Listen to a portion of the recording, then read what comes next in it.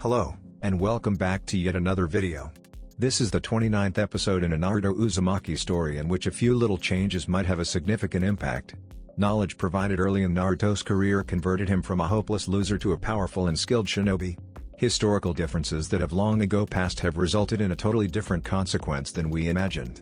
After you've finished watching, please like, share, and subscribe to the channel. To begin, please like, share, and subscribe to the channel. Let's get the party started. A blue sky marked the day as Naruto walked to the Hokage tower. He'd woken up early that morning to discover a member of the Anbu waiting for him. His presence had been requested by the Hokage, apparently, and he'd been asked to meet with her as soon as he could. Thus Naruto had shelved his original plan to train that morning in favor of meeting with the old lady to see what she wanted. Tenten had still been asleep when he left.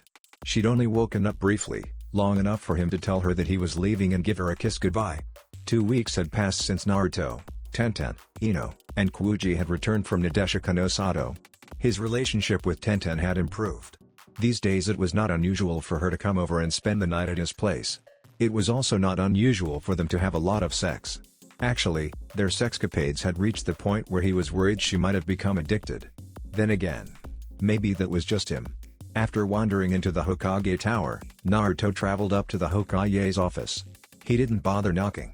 Busting the door wide open, he strode in with a confident gait and a grin that caused the whiskers on his cheeks to stretch. "What do you want, you old hag?"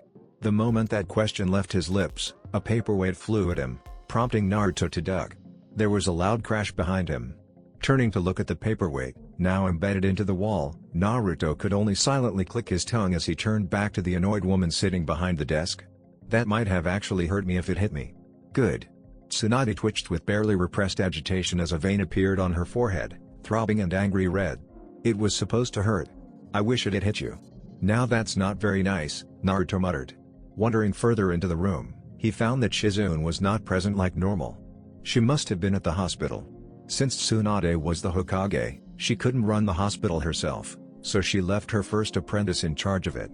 In Shizune's place was someone else, a man with white hair that looked like a lion's mane, a red vest over a green gi, and Geta sandals. Uro Sennin. Naruto frowned as he squinted at the man. "What are you doing here? It must be pretty important to pull you away from your porn." "That's a pretty rude thing to say to your sensei," Jiraiya shouted, though it lacked heat. The man didn't even seem to care. "But you're right that what I'm here for is pretty important. Given that you've been involved with basically every incident involving Akatsuki up to this point, I'm sure you know that we've put a pretty nice dent in their forces." Tsunade began ticking members off her fingers. Hidan, Deidara, and Sasori have been disposed of. Akatsuki consisted of 7 S-ranked ninja from what we've gathered. Provided they haven't gained any new members, that means they are now down to only 4. Itachi and Kakazu are 2 of them, but we don't know anything about the others. Naruto nodded along with what they were saying, though he also rolled his eyes. "I already know all of this, though I guess if you're reiterating this information, it means you've either discovered who the other members are, or you've found out where they are hiding. Give the brat some ramen." Jiraiya grinned as he clapped his hands. "That's right. I believe I know where Akatsuki's leader is hiding. To be honest, I think I've known about it for a long time, but I dismissed the idea originally since I didn't think it was possible." Naruto looked at Jiraiya, at the look on the man's face, a mixture of cocky and serious. Jiraiya had crossed his arms and was giving off a stern yet somehow nervous vibe. "And? Where is this hideout?" "We believe the leader of Akatsuki has holed himself up in Namikaze no Sato," Tsunade said. "How much do you know about the Hidden Rain village?" "Barely anything." Naruto shrugged as he shifted his feet against the floor. "I know that because of its location between 3 of the 5 great shinobi nations, it has frequently served as a battleground during the various ninja wars. I also know that most of its population are war refugees because of those same ninja wars. That's about what most people know." Jiraiya stepped forward, toward the Hokage's desk, which he placed one of his hands against and began tapping on.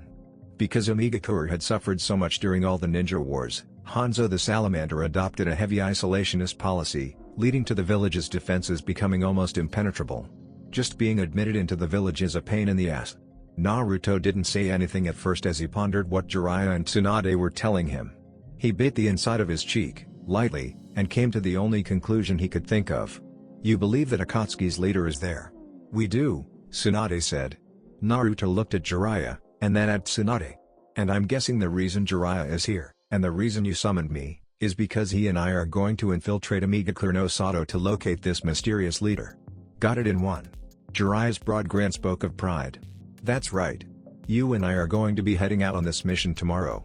This mission is an S-ranked one, Tsunade added. Not only that, but its confidentiality is being classified as SS rank. This is the kind of mission that never happened. You understand what I'm getting at, right? I do, and don't worry. Naruto raised a hand over his mouth and pretended to zip it closed. My lips are sealed.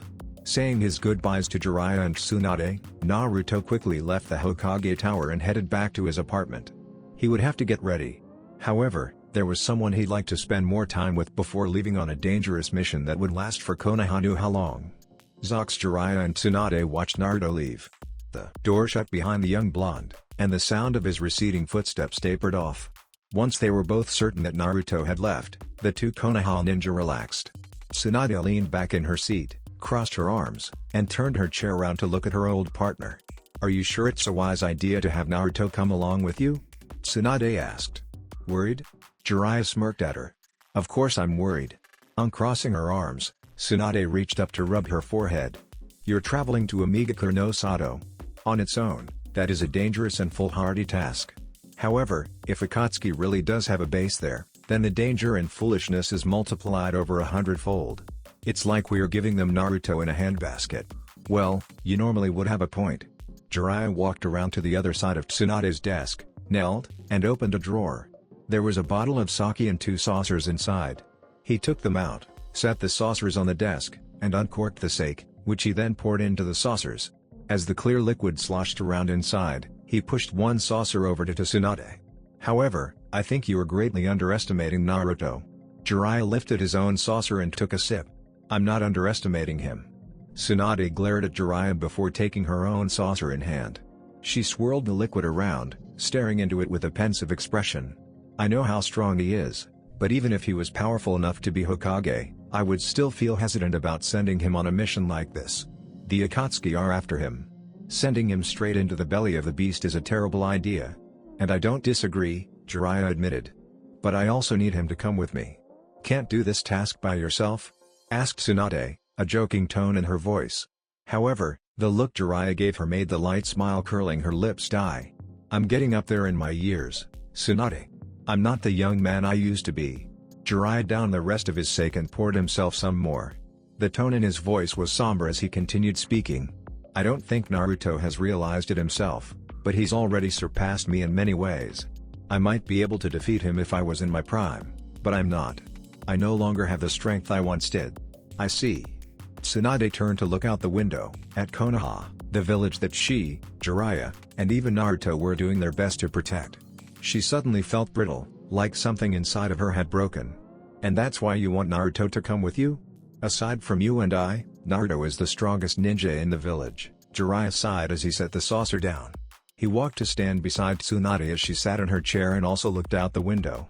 When Naruto gets serious, there's no one in this village who can beat him. Even Kakashi wouldn't stand a chance if he went all out. While I could sneak into Omega no Sato on my own, if I run into trouble, I'll need someone I can count on to bail me out. Which is why you're asking Naruto to come with you, Tsunade sighed. I understand. Just promise me that you two will be careful. I can't afford to have either of you dying on me. Finally, at those words, Jiraiya smirked. Would you miss me if I died on you? You wish. Tsunade chucked the now empty sake bottle at him, her eyes twinkling. Zox Naruto returned home to find that Tenten was gone. His bed had been neatly made, and the sheets had even been changed out. That was a little disappointing, but he assumed she'd either be at the training ground with her team or her father's shop. He'd just head over to those places once he'd finished making breakfast. Because his apartment was so tiny, Naruto's kitchen and living room were one and the same. He went over to the fridge and opened it. There wasn't much. He would have to go shopping at some point, but he'd been so busy lately that he couldn't find the time. Still, he did spot a carton of eggs. He checked the carton and found 3 eggs were still left inside. It would have to be enough. Starting up the stove, Naruto pulled out a pan and cracked the eggs onto it. He quickly stirred the yolk in. While he was making scrambled eggs, a soft click alerted him to someone unlocking his apartment door. Only a few people had a key to his apartment. Of those people, only one of them was currently in Konoha. He kept his eyes on his food as the door opened, and then closed. "You're already making breakfast?" Tenten sounded disappointed. "I was hoping to make some for you before you got back home." Naruto finally turned his head. Tenten stood in the doorway. She was frowning at him. In her left hand was a grocery bag, which he could only guess was filled with the ingredients she'd planned on using to make breakfast. "Sorry," Naruto apologized. "I honestly thought you'd gone back to your parents after waking up," Tenten sighed as she walked over to the counter and set the bag on top. "It's fine, but here. If you're going to make breakfast, then at least make enough for the both of us." Inside the bag, Naruto found flour, cheese, milk, and another carton of eggs. He wondered what she'd been planning to make with all that. "Will do," he said, grabbing 4 more eggs and cracking them over the pan.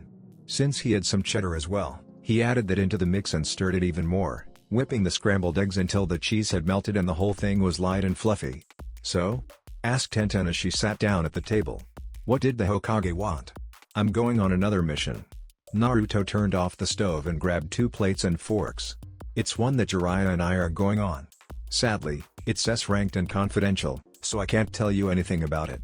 Tenten nodded as Naruto, after putting eggs onto both plates, wandered over to the table and set the plate next to her. She grabbed the fork embedded into the eggs and began eating as Naruto sat down and did the same. "You'll tell me about it afterward, right? So long as the old bat permits it. I really don't think you should be calling our Hokage an old bat. Even if it is kind of true." Naruto and Tenten kept their conversation mostly light, though he did let her know that he'd be leaving on the mission tomorrow. He asked if she'd like to spend the day with him, but, sadly, Tenten informed him that she actually was scheduled to head out on a mission with her team. It was a simple B rank, but it would be a several-day mission. Tenten left soon after. Since Naruto had nothing better to do, he went over to one of the training grounds and spent his day practicing. There wasn't much he could do, though. Unless he wanted to practice his more destructive jutsu, which he'd been forbidden from doing within Konoha, there was nothing he could improve on. His physical abilities were about as good as they were going to get, his chakra control was as perfect as he'd ever be able to make it, and he had no trouble entering his yokai form at will. Naruto stared at his clawed hands, clenched them, then unclenched them. He could his chakra flowing through his tenketsu like a raging torrent. His eyes, which he knew had become purple, could see the chakra, though not as well as perhaps the Byakugan or the Sharingan. This wasn't a dojutsu. Without having to battle, Naruto could maintain this form for several hours, though his limit remained around 10 to 20 minutes during combat. He wondered if he could extend the time. Akane had told him it was possible, but she dropped out of contact before she told him how. Akane? She still hadn't spoken to him since his mission to Yuki no Kuni. He had tried contacting her several more times within the last few days, but no good had come of it. Naruto could no longer enter the seal. With a sigh, he released his hold on the transformation, welcoming the strange sense of exhaustion that made his body feel like it was being weighed down. Because the power acted almost like a drug, it left him drained whenever he stopped using it. He likened it to the Akamiki's soldier pills. It boosted your stamina, but then once it ran its course, you were left more tired than you were before. "I know you're there, Kakashi," Naruto said suddenly as a presence tickled his senses, like an itch in the back of his mind. "Come on out." The man appeared before him, the same spiky silver hair, headband covering one eye, and perverted book in hand. He appeared as nonchalant as ever. That said, the fact that he was there meant something. "I'm guessing you heard about the mission Uro-Sennin and I are going on," Naruto said. "I did." Though he had the book out, Kakashi was not reading it. He looked at Naruto and I smiled. "That's why I've decided to ask you now if you wanted to get a drink with me? I've been meaning to do it for some time, but with how busy you've been, I haven't had the chance." Naruto didn't answer at first as he considered the man before him. While he'd never blamed Kakashi for it, this man had neglected Naruto's training in favor of Sasuke's. Because of that, he'd never really considered the person before him to be his sensei. That said, it wasn't like he actively disliked Kakashi either. "Sure," Naruto said with a shrug. "I've never gone drinking with another guy before. It should be interesting." "I'm not really sure how to take that," Kakashi murmured as he snapped his book shut. It was a lot later in the afternoon than Naruto first realized. As Kakashi led him to a slightly seedier district of Konoha, or rather, a district filled with numerous bars, he looked up at the evening sun as it painted the sky red. The place where Kakashi led him through was getting boisterous, with loud voices echoing from inside numerous bars. Laughter rang out, muffled but still loud. Naruto couldn't see anything since these bars didn't have windows, the better to hide whatever raucous activities their patrons were getting up to. That said, one didn't need to be a genius to know what was going on inside. Kakashi led them to a place called the Rusty Kunai, which Naruto almost rolled his eyes at from how stereotypical it sounded. He wondered if all shinobi hangouts lacked originality as he entered the bar to see about what he had expected to see. Low lighting made it difficult to fully make out the patrons as they sat around tables, guzzling ale and laughing. Some were standing up, arms wrapped around each other's shoulders as they sang off-key songs. A woman with a sleeveless shirt arm wrestled several men at one table. Every man who came up to her lost. "Come on," Kakashi said. Naruto followed the man up to the bar, where they both took a seat. He expected to find a bald man with more muscles than he knew what to do with cleaning a mug, but what he found instead was a young woman who seemed really cute. She was short, coming up to about his shoulder, had brown hair tied into pigtails and an innocent smile. "What the fuck? Heya, Kakashi." The woman greeted with good cheer. "I see you're not with the usual crowd. Who is this cutie?" Naruto raised an eyebrow at the cutie comment, but Kakashi answered before he could come up with a suitably witty retort. "Why, this is one of my cute students. I told you about them, remember?" "That you did." The woman nodded several times, then studied Naruto. Blonde hair, blue eyes, whiskers. You must be Naruto. I've heard a lot about you. It seems a lot of people have heard about me." Naruto couldn't think of anything else to say, so he said that. "And you are?" "Katarina." Her smile brimming with pride, the woman thrust out her modest chest. "I'm the owner of this establishment." "Really?" Naruto looked around at all of the people causing mayhem inside. Then he looked back at her. "I never would have imagined such a cute girl could run a bar like this." Hoo. This Katarina woman sure had a strange laugh. "Not many people do, but it's true. I am the one who owns and operates this fine drinking establishment." "Uh-huh. We'd like to get 2 of your specials please," Kakashi said when Naruto found himself unable to think of anything else he could say. His brain felt like it had been melted with a fire jutsu. "Also, bring us some of your chilled sake please." "Sure thing. I'll have your order up in a GIF." The woman turned around and began shouting in a voice that somehow carried over the ruckus. "Hey, Ichi. We've 2 orders of the special." Naruto looked past the woman to find a kitchen located in the very back of the bar. The bar itself was located in the center, a round table encircling the entire thing. The center had numerous taps with different names on them. He only recognized a few of the ales being stacked on top of one another. "Your orders will be out in just a minute. In the meantime." Katarina took out a large bottle of chilled sake from somewhere below, set it on the counter, and then pulled out 2 small glasses and set them next to the sake. "Here's your chilled sake." "Thank you." Kakashi smiled at the girl, who beamed right back before having to turn around because one of the other patrons called out to her. "This is an interesting establishment," Naruto said as Kakashi poured sake into both glasses and slid one over to him. "That woman may not look like it, but she's a former Anbu operative," Kakashi stated as he lifted his cup. Naruto could only shake his head when the man drank it without even pulling down his mask. "She worked under me for a time, but the stress became too much and she quit. After that she opened this bar, claiming that if there had been a bar like this where she could unwind after a mission, she would have had an easier time coping." "Well, that's an interesting reason to run a bar, isn't it?" The 2 sipped their sake in silence for a time, though that certainly didn't mean silence reigned supreme. They might have been quiet. However, pretty much every other patron in the bar was anything but. Naruto could not withhold a grimace as numerous loud noises echoed all around him, from overly enthusiastic voices to the sound of hands and mugs slamming into tables. Finally, Kakashi sighed. "The reason I brought you here is because I wanted to apologize." Naruto raised an eyebrow. "For what?" "For not being a better sensei, for putting Sasuke before you, for not teaching you properly. I feel like we've already been through this once before." "Maybe, but it bears repeating." Kakashi poured himself another glass of sake while Naruto finished sipping his first. "I had a friend who was an Uchiha. He's the one who gave me this eye. Were it not for my friend giving me this eye, there were many times where I would have died. It's thanks to him that I'm alive today." "And so you feel indebted to him, and that's why you taught Sasuke over me?" Kakashi grimaced. "That's one of the reasons. The other one was because I saw a lot of myself in Sasuke. However, I also saw a lot of darkness in him. I had been hoping that I could lead him away from his path as an avenger by giving him something better. But I was wrong. Even after doing everything I could to help him, Sasuke still abandoned the village. This must have been eating Kakashi up for a while now. Naruto traced his finger along the lip of his cup, thinking about how Kakashi must have felt when, after doing everything he could to help Sasuke form strong ties to the village, the boy ended up leaving anyway. He couldn't.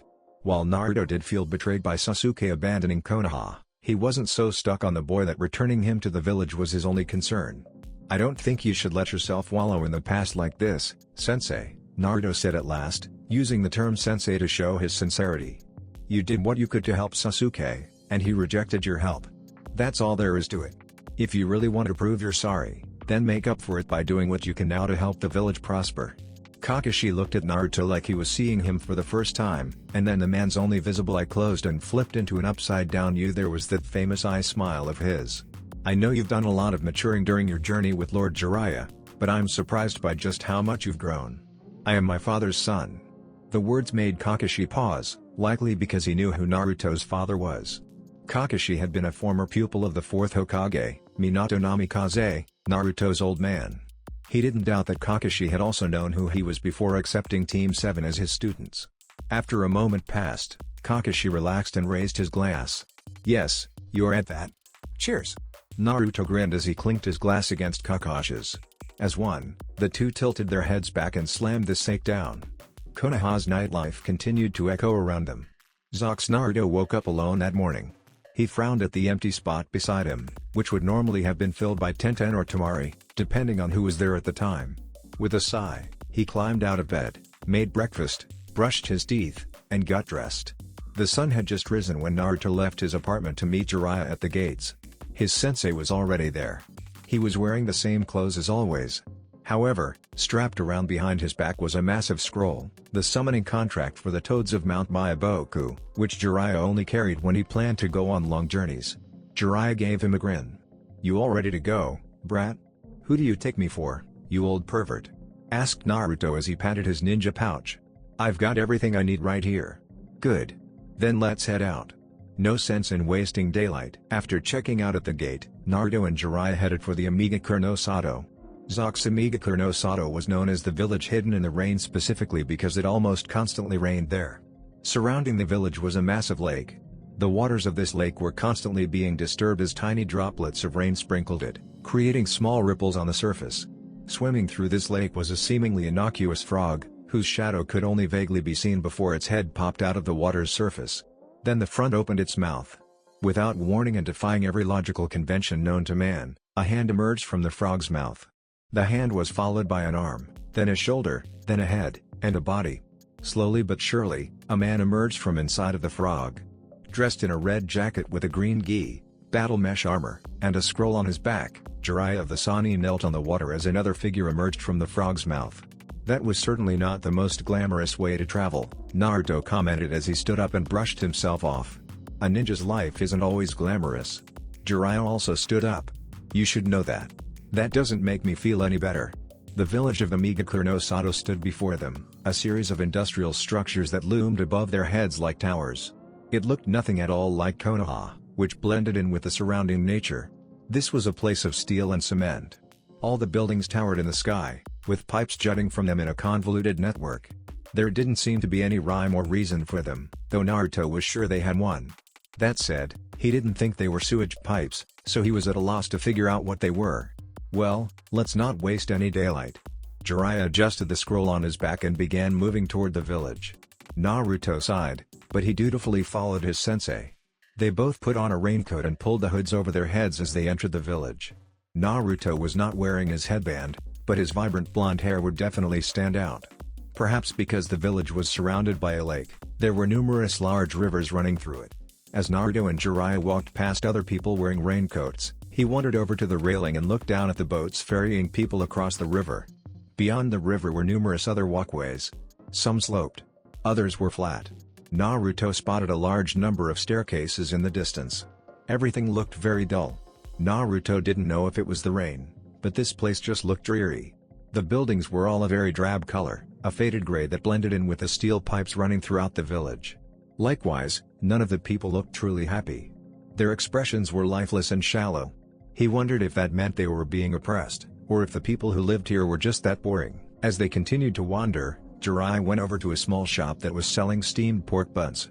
An old lady sat on a stool next to the wooden steamers. Rain dripped off. The Naruto walked over to him just as Jiraiya paid for 2 pork buns and tossed one to him. "I haven't seen your faces before," the woman said. "Are you not from around here?" "That's correct. I'm actually a writer," Jiraiya said easily enough. "I travel the world and write about regional cuisine and products for a magazine. This young lad here is my apprentice. I'm teaching him how to spin a good tale to make his articles pack more punch." As soon as he finished, Jiraiya took a bite of the pork bun. Naruto decided to do the same. He actually paused, though, when the steamy insides hit his tongue. There was no intense burst of flavor, but the softness of the bun complemented the savory warmth of the steamed pork. I see. And how do you like my pork buns?" asked the old lady. "They're delicious," Jiraiya said, and it wasn't a lie. They weren't the best, but they were pretty damn good. Naruto quickly finished his. "I heard about them from a friend, but even I wasn't expecting them to be this amazing." A twinkle entered the woman's eyes as she smiled. "I know. Aren't they?"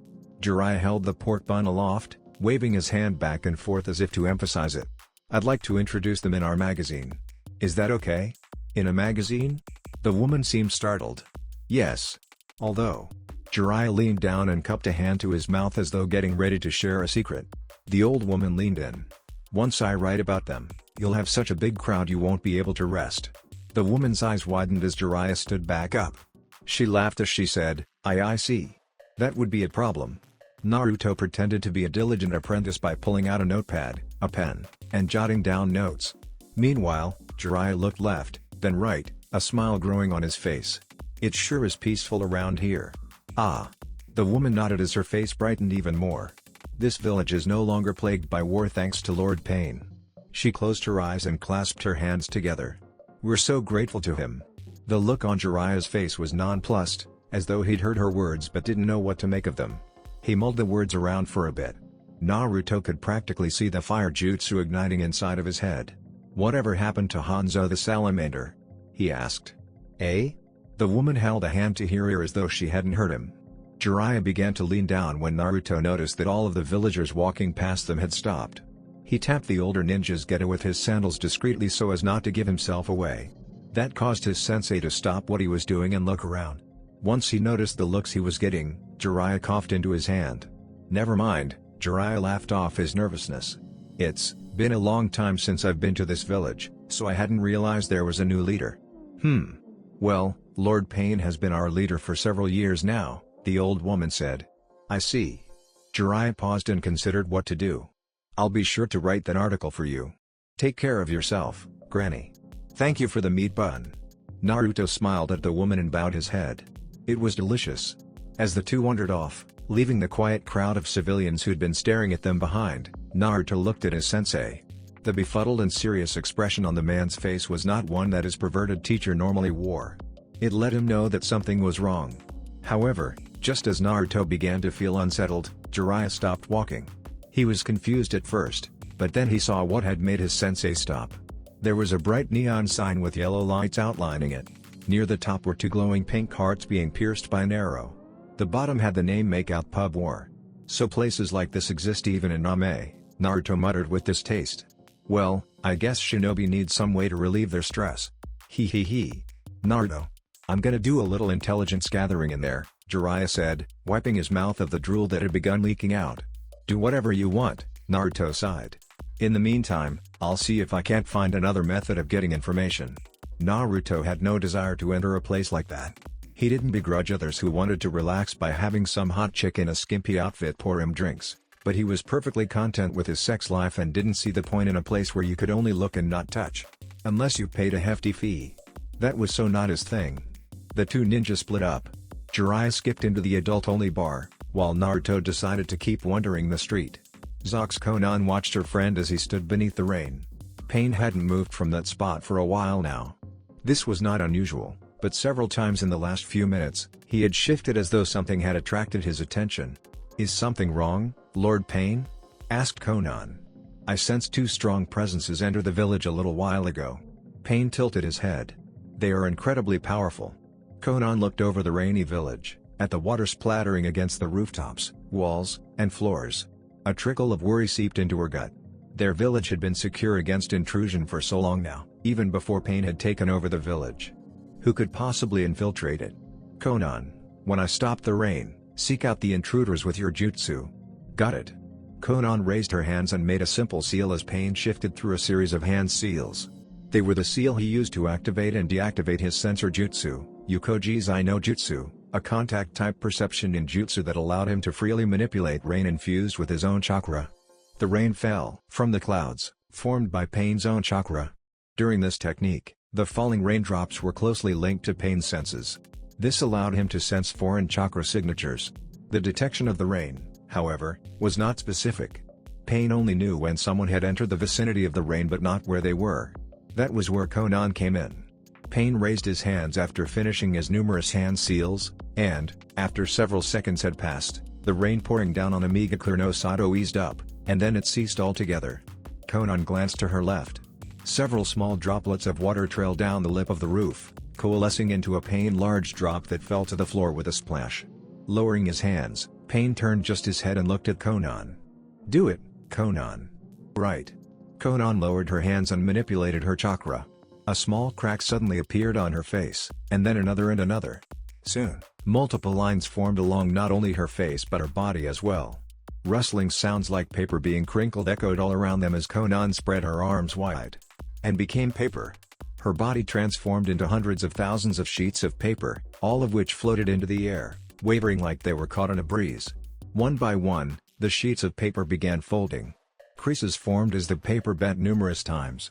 The end result was that each sheet of paper had taken on the shape of a butterfly. Pain stood in place as the thousands of paper butterflies took off, slowly disappearing as they dispersed throughout the city. Zox, the rain has stopped. Naruto looked out the window of a small shop he'd been eating at. While the sky was still cloudy, it was no longer raining, though the city was still very wet. He watched a few droplets of water as they trailed down the window. While Jiraiya enjoyed himself at the rather adult drinking establishment, Naruto had spent his time talking with various shop owners. He used his cheerful personality to engender himself to them. People were more willing to talk if they thought you were a good person. Unlike his sensei, whose line of questioning was regarding Hanzo, Naruto focused on learning more about this Pain character. He was the village leader.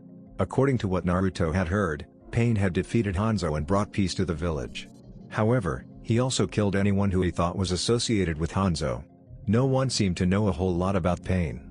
In fact, it seemed as if very few people even knew what Pain looked like. That said, everyone there had an almost unhealthy reverence for this man. The look in their eyes as they spoke of Pain, how he had saved them, how he had brought peace, had disturbed Naruto a great deal. It was almost like they thought this man was a god. Something else Naruto learned was that Pain didn't work alone. He had a woman who worked with him, and unlike Pain, who almost never showed himself in public, this woman had been seen around the village. They called her Lady Angel.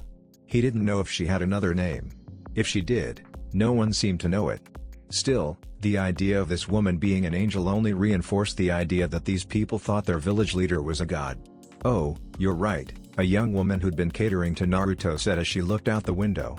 She had a tray with a plate of hot tea and some dango resting on it.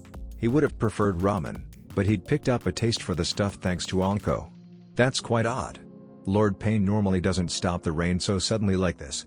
I wonder if he's planning to send Lady Angel out on an errand? Does Lady Angel appear often, then? Asked Naruto as the woman set his tea and dango on the table. Oh, yes. The woman smiled. She appears quite a lot, actually.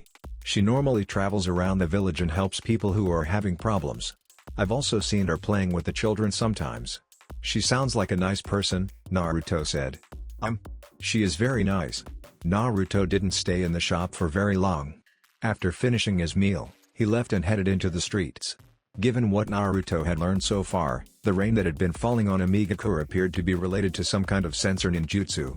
If the rain stopped, he could only assume that it was because the ninjutsu was not accurate enough to locate him and Jiraiya.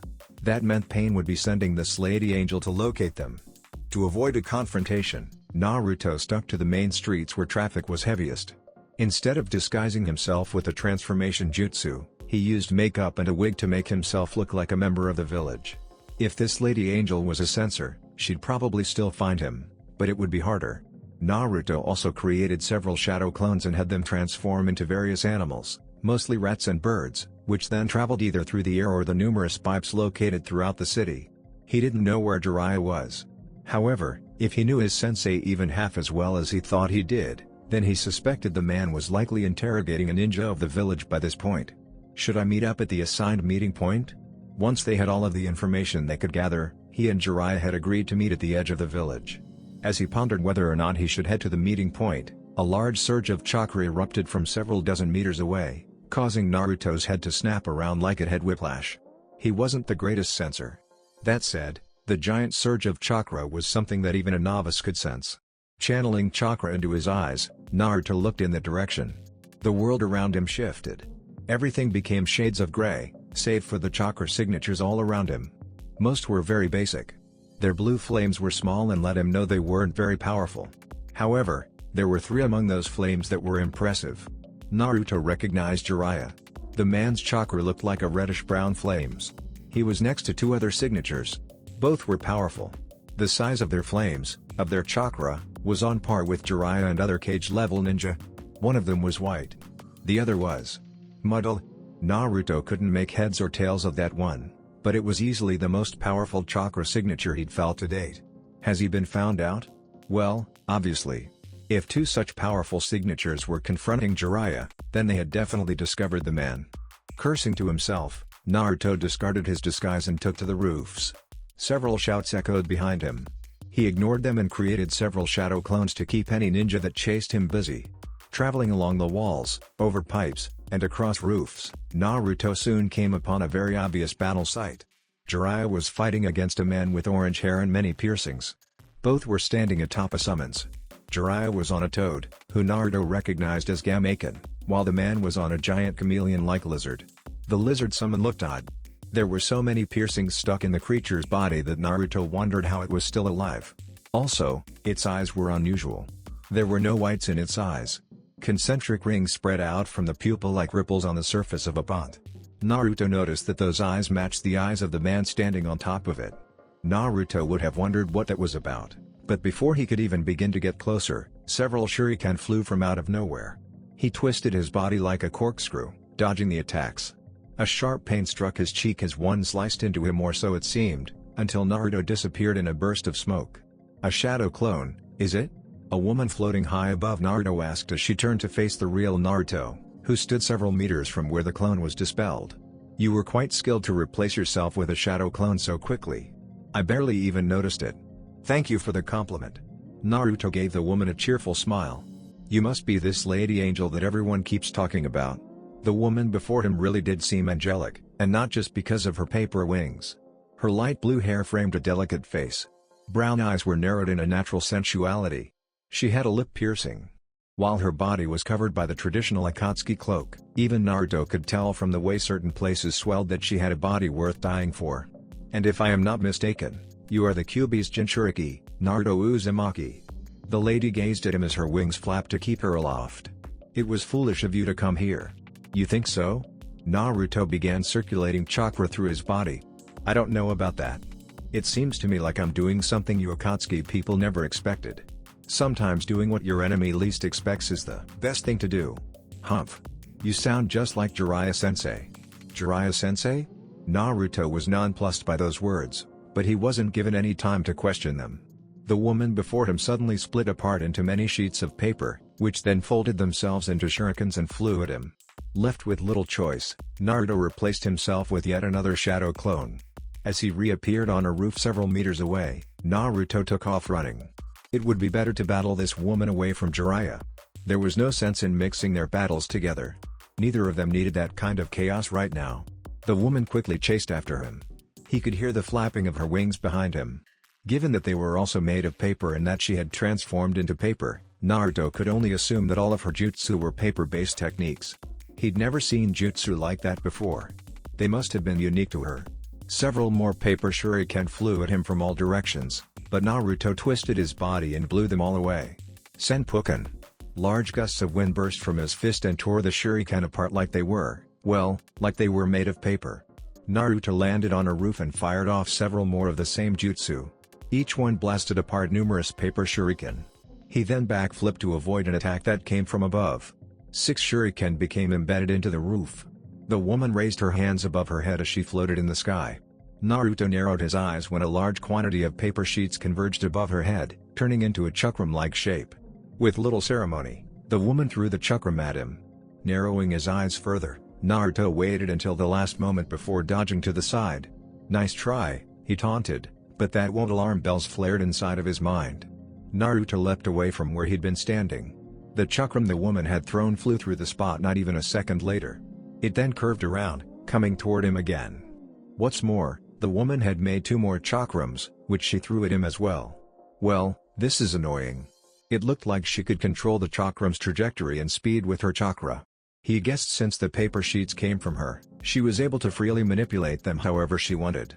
Since it was clear that dodging them would get Naruto nowhere, he grounded himself on the roof, bending his knees and bringing his elbows into his torso. He breathed in. The chakrams came closer. Then he breathed out and launched 3 senpuken simultaneously using his fists and left foot. His attacks hit the 3 chakram, which exploded violently, sending paper flying out in all directions. "You are a most troubling opponent," the woman said. "Ha. I could say the same thing to you. Those paper attacks of yours are really annoying." The woman didn't respond to his taunt with words. She launched a multitude of sharp paper planes at him in rapid succession. "That's not gonna work. Senput Uzumaki." Naruto thrust out his fists and released a massive stream of chakra, which quickly spiraled outward in the shape of a giant tornado. His attack slammed into the paper.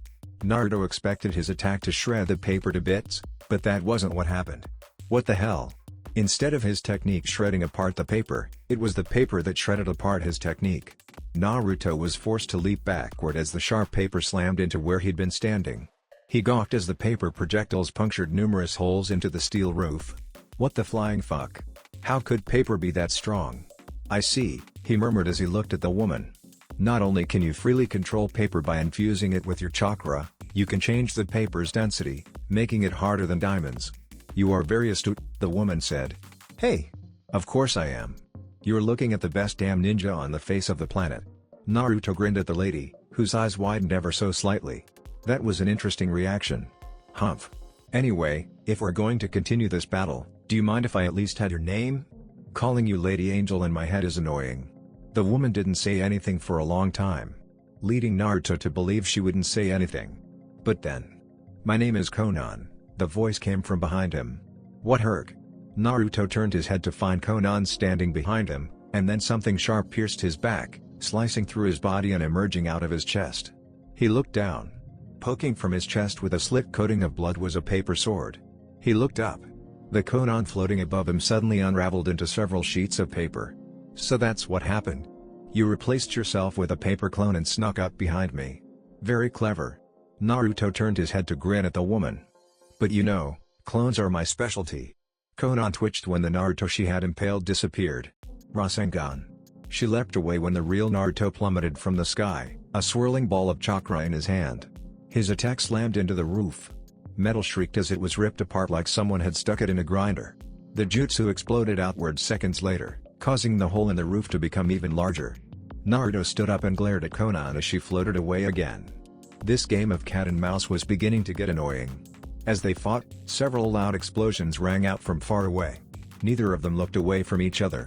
However, both of them knew that the explosions were being caused by the battle between Jiraiya and Pain. "It looks like Hirosen and your master are still going at it. So it seems. Then perhaps we should end this." "I agree." Konan launched more of those paper projectiles, which Naruto decided to call paper kunai, from her wings. He moved back to avoid them. However, this time, when they struck the roof, each one exploded in a massive geyser of fire. The heat singed his face while the force of the explosions threw him back. She must have wanted to knock him off balance. Konan appeared above him and threw numerous paper shuriken at Naruto while he was stumbling, but he avoided them by launching a powerful tornado to his left, using the resulting force to push him away from her attacks. Since Konan was flying in the sky, Naruto decided to follow her lead. He expelled wind chakra from his body, particularly his feet, and launched himself at her. A frontal assault like that won't work. Konan once more sent numerous paper kunai at Naruto, but he expelled more wind chakra from specific tenketsu to push himself into a series of complex aerial maneuvers. Deftly avoiding each attack, Naruto closed the distance as he created a Rasengan in both hands. Rasengan. He thrust out his right Rasengan first. Konan dodged by rotating her body to the left, but doing so left her wing exposed, and his Rasengan tore through it with ease. Using the force created from dispelling his Rasengan, Naruto spun around and shoved the Rasengan in his other hand straight into the woman's chest. Konan exploded. A massive gout of fire tossed Naruto away, burning his skin and clothing. He fell to the ground, striking it with great force, and then he disappeared in a cloud of smoke. "This is getting us nowhere," Naruto muttered. Konan was clearly an intelligent shinobi who analyzed her opponents and used deception to attack with paper ninjutsu. She could also use exploding notes to great effect, which he guessed was an extension of her paper ninjutsu. Her main method of fighting seemed to be luring shinobi into attack her, then attacking with explosive tags. She also had a jutsu where she would transform into paper and cover her opponent's body, but Naruto could break out of it easily by expelling wind chakra from his tenketsu. The problem was that Naruto couldn't land a solid attack. Whenever he got close, she replaced herself with a clone and made it explode or tried to restrict his movements. She was excellent at keeping her distance. Naruto assumed this meant she wasn't well versed in close quarters combat, but since she wasn't good at taijutsu, it meant she had become adept at avoiding situations that required close quarters combat. If he wanted to win, Naruto would have to trick her into getting close. By this point in time, their battle had taken them far across Namikaze, over many roofs and through numerous pipes. The amount of damage left in their wake was extensive. Fortunately, no one else had been around for their battle, meaning there'd been no civilian casualties. Naruto wasn't the type who wanted to hurt innocent people. Kage Bunshin no Jutsu. Naruto created 6 Shadows clones that threw themselves at Konan, attacking from all directions. They converged on her like vultures on a corpse. However, the Konan they attacked exploded with incredible force. The pipe Naruto found himself shook as a massive hole appeared on the side. His sense of danger alerted Naruto to an attack from behind. He dodged left, shuffled his feet along the ground, and spun like a top. Expelling wind chakra from his body created a massive tornado around him that tore several dozen paper shurikens apart, but just as he did that, each shuriken exploded with impossible force and his tornado was engulfed in flames. Replacing himself with a shadow clone, Naruto rushed out through the hole, leapt onto another pipe several meters away, and then ran up a wall until he had landed on the roof. The flat roof only had a few pipes sticking out, and they weren't very big. That meant he had no cover. Konan tried to follow him, but Naruto finally created several hand seals and unleashed a massive ninjutsu. Futon, Furyu no Jutsu, Wind Release, Wind Dragon Technique. Chakra gathered in Naruto's lungs, expanding his chest. Just as Konan was about to reach his roof, he expelled all of that chakra in a single gust, which burst from his mouth like an enraged monster and quickly assumed the shape of a dragon easily 10 meters in length. The dragon slammed into Konan, tearing her body apart. She was another paper clone. However, the real one did not appear to be present. Before Naruto could search for Konan, something else caught his attention. Naruto was standing on the roof of a building near the edge of Namikaze Lake. Down below was a multi-tiered walkway that acted as a wall with multiple levels of defense. Dozens of large pips emerged from the bottom of the wall and traveled into the water. One section of the wall was rounded out, forming a half-cylinder. 6 people stood on that wall. All of them had orange hair and wore the black cloak with red clouds that Akatsuki had made famous. Each one had pale skin, numerous piercings, and strange, ripple-like eyes. Naruto couldn't make heads or tails of them. Were those eyes part of a dojutsu? But how could so many people have the same dojutsu? Were they members of a clan like the Hyuga or the Uchiha?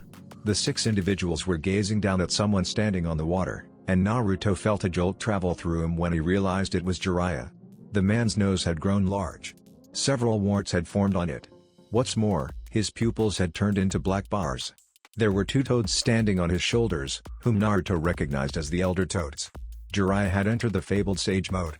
That was surprising, but what surprised Naruto what sent ripples of shock and fear through him was not that Jiraiya had been forced to use his ultimate technique. It was that Jiraiya was missing his right arm. Naruto had no idea what was going on, but just then, all 6 of the strange individuals leapt from the balustrade and attacked Jiraiya. Even with one arm, the man was a badass. He held off the first 3 that attacked him, avoiding their attacks, and then launched himself at the one standing further back. However, that man caught his hand, twisted his wrist, and then threw him away like he weighed less than a feather. One of the other ninja raised his hand. Several strange tube-like things appeared around his wrist, which flew at Jiraiya as the man landed on a wall. He ran up the wall. The devices struck the wall, and then they exploded. As Jiraiya leapt away from the explosions, the man with spiky hair raised his hand, and as though it was being pulled by an invisible force, the wall behind Jiraiya was torn from the surrounding area with the intent to slam the old ninja into the water. Naruto wasted no time in leaping down from the roof. He used wind chakra to boost his speed, creating distortions in the air as he flew unerringly toward the massive chunk of wall that was threatening to crush his sensei. While he flew, Naruto created 6 shadow clones and had each one charge up a powerful attack. Futon, Rasengan.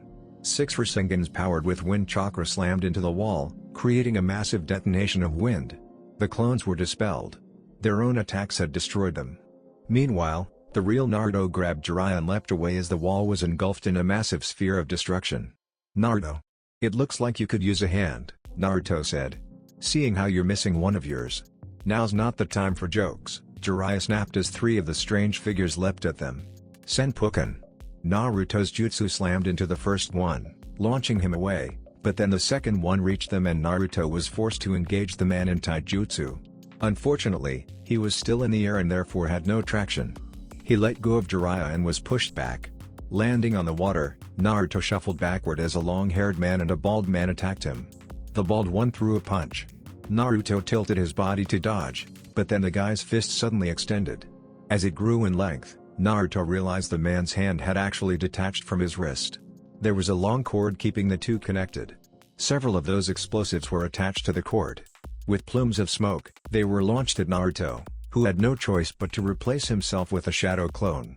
When he appeared several meters away, he made several dozen more shadow clones and had them split up and hide themselves. The long-haired one tried to attack him next, but Naruto flowed around his less-than-coordinated attacks and launched a powerful, wind-infused kick that sent the man crashing into a wall. He would have celebrated, but then several more explosives were launched his way. Rather than avoid them by dodging, Naruto held out his hands and created a powerful barrier of wind chakra. He winced as the explosion slammed into his barrier. Leaping back, he kept the barrier up while charging his next attack. That was the plan. Before he could, the man he'd launched away came at him again. Naruto had to release his wind barrier in favor of defending himself. The long-haired individual reached out to touch his chest. Naruto sensed something weird about the act. He quickly leapt back as a strange purple chakra connected to his body and tugged at something inside of him. It was like this thing was trying to pull out his soul. Slamming his hands on the water, Naruto shoved a huge amount of wind chakra underneath the surface, which created a massive tidal wave that rose up and swallowed the two individuals. They weren't the only ones either. The 4 people who Jiraiya had been fighting were forced to leap away from his sensei as the wave crashed into them. Jiraiya also leapt into the air. Landing near Naruto, he and his apprentice stood back to back as the 6 figures surrounded them on all sides. "Who the hell are these people?" asked Naruto. "I don't know." Jiraiya narrowed his frog-like eyes. "They call themselves the 6 Paths of Pain, but I have no idea what that even means." "So Pain is 6 people?" "I don't know. You're no help at all. Don't be like that. I found out a lot of useful information." Sure. Why don't you tell it to me later? I'll determine how useful it is." "You are the Kyuubi's Jinchuriki," the pain with short, spiky hair said. "I had known there were 2 of you, but I didn't realize one of you was the Kyuubi's Jinchuriki. You have given us a lot of trouble. I'll be sure to defeat you here and take the Kyuubi away from you." "Ha!" Naruto barked. "That's rich. I don't know who you think you are, but there's no way I'd ever let you take Hokage from me. I don't even think that's possible anymore." The pain that Naruto was talking to narrowed his eyes. "We shall see," was all he said before he and the 5 other pains attacked in earnest. Kushios no Jutsu. One of the pains, the one with long hair tied into a ponytail, slammed his hands on the water. A seal appeared before smoke erupted from beneath him. Naruto had already leapt back when the group charged in, so he was able to avoid being pulverized when a massive creature suddenly raced through the smoke. It charged on 4 legs, had a number of piercings on its body, the same ripple eyes the pains had, and small wings on its back. The horn emerging from its head made the creature's origins obvious. "This guy has a summoning contract with rhinos?" No one answered Naruto as the rhino charged at him with reckless abandon, running along the water's surface with ease. Naruto had no intention of letting this thing ram him. Creating a shadow clone, Naruto dove underneath the water's surface and made a hand seal. The clone above him raised his hands and, as the rhino barreled into him, caught the creature by its horn. The clone skid along the water for several meters, muscles bulging, but he managed to stop the beast in its tracks. At that exact same moment, Naruto launched himself upward, wind chakra shooting from his feet, and emerged from the water. He was underneath the rhino. He extended his hand. Rasengan.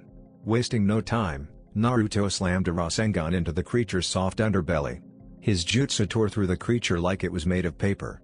Blood and guts splattered all over the place, but Naruto ignored that as he put more chakra into his technique, drilling straight through the rhino, which split in half as Naruto shot through its body and emerged from its back. Now dead, the creature disappeared in a puff of smoke. Futon, Rasengan. While Naruto dealt damaging punishment to the rhino, one of his clones had emerged from its hiding spot and tried to attack the pain that had done the summoning. He appeared behind the pain and thrust a Rasengan at his enemy's back. Yet before he could actually hit the man, one of the other pains leapt into the attack. This one also had long hair, but it wasn't in a ponytail. It was long and unbound. The Naruto clone's Rasengan drilled straight through the man, ripping him apart with an almost wet splatter. Kushios no Jutsu. Smoke engulfed the field once more as the pain who summoned the rhino summoned something else. Naruto narrowed his eyes when his clone dispelled. He couldn't see what had killed it, but then the smoke cleared seconds later to reveal two very different animals. The first one appeared, at a glance, to be a normal ox. However, not only did it have a number of those strange metal rods piercing its head and legs, it was also massive. A rippling body covered in brown fur. Muscles bulged as it scuffed its hooves along the ground. Two large horns, blacker than obsidian, jutted from its head, though one of its horns had snapped. While the ox charged at Naruto, the second creature, a large dog with brown fur that had a giant rod sticking through its head, growled as it took a more scenic route around him. Naruto watched it from the corner of his eye, but he focused most of his attention on the ox. It was clear they were trying to attack him with a pincer tactic. Tsuin Senpuken.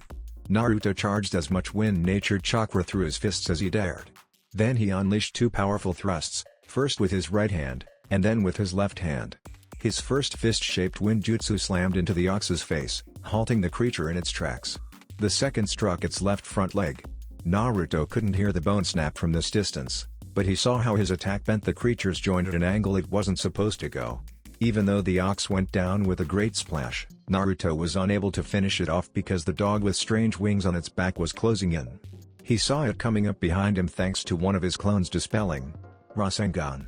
Naruto didn't hesitate to spin around and slam a Rasengan into the monster's muzzle. He thought that would pulverize its face, but then the creature suddenly split into two. Shock shot through him. However, Naruto quickly prepared himself for their counterattack or he would have if something hadn't grabbed him from behind. As someone twisted his arms behind his back, Naruto turned his head and received another shock. The pain that his clone had killed was standing behind him. What the hell? He'd seen this man get pulverized by a wind-natured Rasengan. There was no way he should have still been alive. The two dogs quickly charged in to attack Naruto. Before they could, Naruto suddenly found himself standing several meters from where he had been. He barely had a moment to contemplate what happened before memories that were not his own appeared before him. Naruto saw his own death flash before his eyes, but it wasn't his. It was one of his clones. Replacement. Not wanting to waste this chance, Naruto created two clones and had them attack the two dogs and the man who'd somehow miraculously come back to life. The clones rushed forward. One created a Rasengan in its hand, while the other began helping craft and mold nature chakra into it. A loud shrieking soon echoed all around the battlefield as 4 points like a shuriken spun around the Rasengan. Futon, Rasen Shuriken. The two clones slammed into the pain and the dogs. The entire area around them became engulfed in a giant dome of swirling, torrential wind chakra. Waves swelled as the jutsu pushed the water away. Naruto and the others had to stop fighting and leap away from the attack as a shockwave crashed into them. Staring into the swirling dome, everyone could see what the attack was capable of. Numerous glowing blue needles of chakra were stabbing into the pain and dog summons that had been trapped inside of the jutsu. Even the other 5 pains could do nothing but stare in silence as the powerful jutsu sliced into their comrade. So this is what the Rasen Shuriken can do when used on a person, Fukusaku murmured from Jiraiya's shoulder. I remember seeing the results on a log, but it feels completely different being able to see what kind of damage it does to a body. It really is impressive, Shima mumbled as she gazed in awe from Jiraiya's other shoulder. It's an elemental attack of the highest caliber. The Rasen Shuriken can slice through almost anything, But once it collides with something it can't slice through, it detonates, producing an incredible vortex of wind in the immediate area. Look at that. Look at all those wind blades that are being created. There's so many I doubt even a Sharingan would be able to count them all. That's not even the best part, Jiraiya said with a grunt as he held his shoulder. Blood dripped from the wound and splashed into the water. The wind blades damage anything within the vortex on a cellular level, attacking the chakra circulatory system to such a degree that no amount of medical ninjutsu can heal it. A truly fearsome technique, one of the pains, the one with spiky hair, said. I can see now how this boy managed to defeat so many of us. This is all the more reason why we must capture him here. Banshu Tenon, heavenly attraction of all creation. Pain raised his hand and suddenly, Naruto, who'd been standing over a dozen meters away, suddenly felt like something had yanked on his chest. He yelped as he was lifted off his feet and sent sailing toward the spiky-haired Pain. As if to make matters worse, the Pain that shot the strange missiles appeared before the other Pain. He threw off his cloak, revealing that his body was more machine than man. He had 6 arms that sprouted from his shoulders and 2 faces. A folded, serrated blade-like sash wrapped around his waist and acted like a tail. The strange-looking Pain leaned over like an animal preparing to attack. Oh, no you don't, Jiraiya shouted as he leapt into the air and created a massive Rasengan over his head. Senpo, Cho-Odama Rasengan, Sage Art, Ultra Big Ball Spiraling Sphere. The Rasengan was gigantic, easily larger than Jiraiya's body. As he fell forward, he prepared to slam the Rasengan onto the machine-like Pain, but then the thicker Pain, who seemed somehow fatter than the others, appeared before Jiraiya and held out his hands. Jiraiya cut the jutsu. It disappeared before it could touch the fat Pain. Now falling without the Rasengan, Jiraiya crashed into the Pain with a powerful downward punch. A massive shockwave spread out from the point of impact as Jiraiya's fist crushed the Pain's head. His attack drove that Pain straight through the water, sending him spiraling deep into the lake as a geyser of water shot up all around him. While Jiraiya's attack distracted everyone, Naruto, still being yanked toward the 2 Pains, channeled wind chakra into his fists and attacked the machine-like Pain. Tsuin Senpuken. Unlike the time where he attacked the summon, Naruto launched his fists forward at the same time. Each punch was aimed differently. The first attack knocked the serrated tail away, the metal becoming twisted, bent, and warped. The second attack slammed into Pain's head, causing it to snap backward. This didn't seem to kill it. Several missiles were launched from its wrists and traveled toward Naruto, but he spun around and generated more wind chakra, which pushed the missiles away, sending them into an out-of-control tailspin. The missiles struck the lake instead of him, detonating and sending up small geysers of water. Rasengan. Naruto landed on the ground in front of the machine Pain, cut the wind chakra he'd been generating, and slammed a Rasengan into the man's chest. Loud shrieking emitted from around him. The Rasengan ground the machine Pain's skin apart, revealing the man's metal insides beneath the skin. Seconds later, the machine-like Pain was lifted off his feet and sailed backward like one of those rockets it launched from its wrist. Wearing a grin, Naruto looked at the spiky-haired Pain. Alright. Now it's time for what the shit fuck? Before he could even think of attacking the spiky-haired Pain, 4 giant dogs suddenly attacked him from all sides. Naruto leapt into the air to avoid being mowed apart like a chew toy. The 4 dogs ended up slamming into each other, but instead of turning into a pile of limbs, they amalgamated, becoming one dog with 4 heads. Damn it! I thought I killed this thing. Naruto felt a snarled tear from his throat as the dog leapt at him. Grimacing, he flipped around like an acrobat and channeled wind chakra into his heel. Go away. Using a technique similar to what Shizuka could do, Naruto sliced straight through the dog's summons like it was made of wheat and his foot was a scythe. However, once again, his attack didn't seem to hurt it at all. Instead of being killed, the dog split apart into 4 again. All 4 landed on the water at the same time he did, surrounding him again. Damn it! What the hell is going on here? Why won't these things die? Naruto had never heard of a summon like this before. No matter what he did to it, no matter which attack he used, nothing seemed to work. Even the most powerful attack in his arsenal, the Rasen Shuriken, had done nothing more than cause this beast to multiply. Maybe I shouldn't be attacking the summon? If all it's going to do is make the monster multiply, then perhaps what I should be attacking is the summoner. Jiraiya was currently keeping 2 of the other Pains busy, the one with long hair and the one that looked like more machine than man. Meanwhile, the spiky-haired Pain was just standing there like a statue. There was one other Pain behind him. That one also had spiky hair, but his face was thicker. He had a bigger nose and more masculine jawline. Where's the summoner? Using wind-enhanced punches and kicks to push the dogs back, Naruto leapt into the air and glanced around before spotting the long-haired summoning pain several meters below.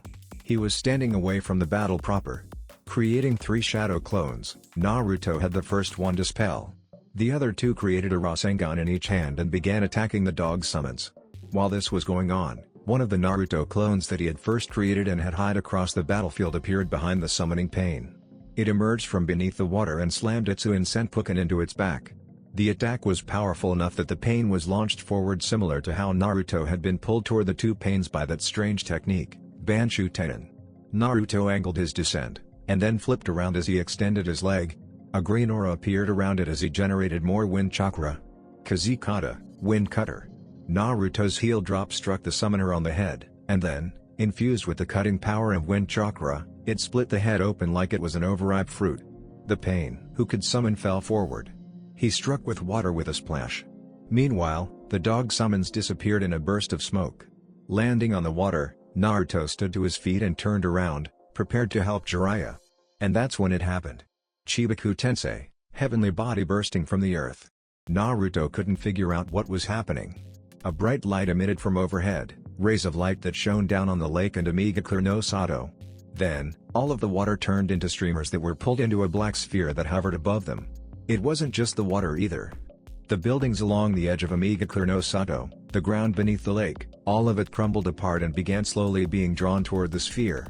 Doing his best to move away from the strange jutsu, Naruto began running across the water, but the water was getting pulled into the sphere. It wasn't long before the water underneath his feet left the ground. He leapt from the water. A massive chunk of land suddenly appeared before him. He landed on it and tried to find an escape route, but numerous other chunks were floating all around him, blocking him from escaping. In that case, I need to make my own escape route. He'd been hoping to save this for when he was certain he could defeat this pain character, but it looked like he had no choice. Naruto activated his yokai form. There was nothing special required in its activation. All Naruto did was release every limiter that kept his chakra from overflowing. A soft clicking noise echoed throughout his mind, like a lock being undone, and then a powerful chakra suddenly flowed through his body like a storm. It leaked out of his skin. Wisps of purple chakra that looked almost like miasma wafted from his body. The ground beneath his feet cracked from the overflowing power. While he couldn't see his transformation happening, Naruto knew his hair was growing longer, that his eyes had become purple, and that his hands and feet were turning into claws. The transformation didn't take more than a second. Once it was done, Naruto held out his left hand. A swirling sphere of purple chakra appeared in front of him. It looked a lot like a Rasengan, but it was more chaotic. Chakra leaked from it like water leaking from the cracks in a vase. Naruto narrowed his eyes and focused his will, condensing the sphere further, until it was no more than a tiny pinprick. Rasenite, Spiral Shooter. Naruto growled out the name of his technique as he slammed his fist into the tiny sphere. All of the condensed chakra suddenly erupted from the condensed Rasengan, but instead of creating a massive burst of energy, it fired off a condensed beam that sliced through the rocks around it. Naruto controlled the beam's angle, making it swerve around and cut more. The rocks around him suddenly broke apart like fragile glass. Kaze Bakufu, Wind Blast. Slamming his hands onto the ground, Naruto summoned a massive blast of wind that spread outward like a powerful shockwave. The rocks, already broken apart from his previous attack, were blown away in all directions. His path now clear, Naruto leapt away from the strange technique as more and more rocks, buildings, and water were pulled into it. He landed on solid ground. It seemed odd at first, but then he looked around and realized what had happened. The lake was gone. All of the water had been pulled into the now giant sphere, which looked like a strange globe of the planet. Water mixed with land to create oceans and continents on the sphere. Meanwhile, the land around Naruto had become deformed. Chunks of earth were missing, numerous buildings in Namikaze were gone, and all of the water in the lake had been sucked dry. "I did not expect you to be able to escape from my Chibaku Tensei," a voice said. Naruto turned around to find the 6 pains standing a distance of several meters from him. The one who had spoken was the spiky-haired man. "You are truly a powerful foe. And that unique transformation of yours. I have never seen anything like it." "Yeah, well, what can I say? When you're as awesome as me, it's only natural to have super cool transformations like this." Naruto's long hair shifted as he turned his head slightly to look away, always keeping at least one eye on the man. He frowned when he spotted no one else aside from these 6. It looked like the dogs were gone. which he had first assumed was because he defeated the one who summoned them, but that man was standing right in front of him again as if he'd come back to life. I don't understand. I'm sure I defeated that guy several times, and not just him. Uro-sennin and I have killed at least 2 of 3 of these guys. How do they keep coming back to life? One of those 6 must have been able to use a powerful revival ninjutsu. It was the only explanation that Naruto could think of. The question was, which of those 6 was the one who kept reviving the others? If you are looking for Jiraiya-sensei, then you shouldn't bother, Pain said again. You might have been able to escape from my jutsu, but he was not so fortunate. What? It took Naruto a minute to figure out what the man meant, mostly because his brain simply couldn't comprehend it. Jiraiya had been sucked up by that thing? There was no way. It wasn't possible. It just wasn't. And yet. I can see that you don't believe me, but it's true. The Pain, who seemed to be the spokesperson for the others, spread his arms. Look around you. Do you see Jiraiya-sensei anywhere? No, you do not. That is because he was unable to escape from my technique. Naruto couldn't say anything. His throat refused to open as a series of denials rang out inside of his mind. Impossible. Jiraiya might have been a pervert, but he was also strong. He should have been strong enough to escape from a technique like that. I am surprised that you were able to escape from this technique. Pain regarded him with a calm, steady gaze that pissed off Naruto more than he thought possible. Chibaku Tensei was a technique created by the Sage of 6 Paths, the Rikadu Sennin. It was said that he used this technique to create the moon. My power is nothing compared to his, but this jutsu is still one of the most powerful in my arsenal. Even though he heard the man speak, Naruto couldn't respond. He stared at the massive sphere floating in the sky. Jiraiya was in there, according to this man. He was stuck inside that thing. Naruto had no idea how this technique worked, but even if his sensei hadn't been crushed to death, he would suffocate before long. Uro-sennin. Chakra flared from Naruto's feet as he launched himself into the air and crashed into the giant sphere. Rasengan. The Rasengan drilled into the rock, but it must have been condensed more than he thought. His attack barely scratched it. Gritting his teeth, Naruto channeled wind chakra into his jutsu. Futon, Rasengan. The wind-natured Rasengan did a slightly better job of cutting through the rock, but he was unable to maintain the jutsu for long. It eventually started slicing into not only the rock but also his hand. Naruto howled as he withdrew his hand and then summoned an even bigger Rasengan, one that emitted a loud screeching sound as 4 pointed blades spun fiercely around it. Futon, Rasen Shuriken. Naruto didn't hesitate to slam the Rasen Shuriken into the massive sphere. In most cases, his attack would have sliced through the rock with ease. That didn't happen this time. His jutsu, unable to even pierce the attack, exploded the moment he slammed it into the sphere. Naruto was blasted off his feet. The wind howled around his ears for several seconds as the sights blurred past him. Then, all at once, the oxygen was blown from his lungs as his back slammed into the hard ground. He stared up at the still floating dome, which not even his Rasen Shuriken had been able to penetrate. All that he had to show for his jutsu was a little chunk that had been cut away. It is no use, Pain said. Your jutsu cannot penetrate my Chibaku Tensei. Are you upset? Do you feel the pain of losing your sensei? This pain that you feel has been felt by others for a long time, longer than you or I have been alive. This pain is the same pain that your village has inflicted on smaller villages like Amigakure ever since the formation of the hidden villages. Do you understand how we feel now? If you do, then you are one step closer to reaching enlightenment, not that it will help you in the long run. I am going to take the Kyuubi away from you. Your sacrifice will help further my ambitions. The words felt like they were coming from far away, from across a vast distance. They were distorted. Naruto heard them, but they barely registered as he continued staring at the sphere. Jiraiya was in there. Was he alive? Was he dead? Naruto didn't know. He was uncertain, and that uncertainty caused kernels of fear to fester inside of him.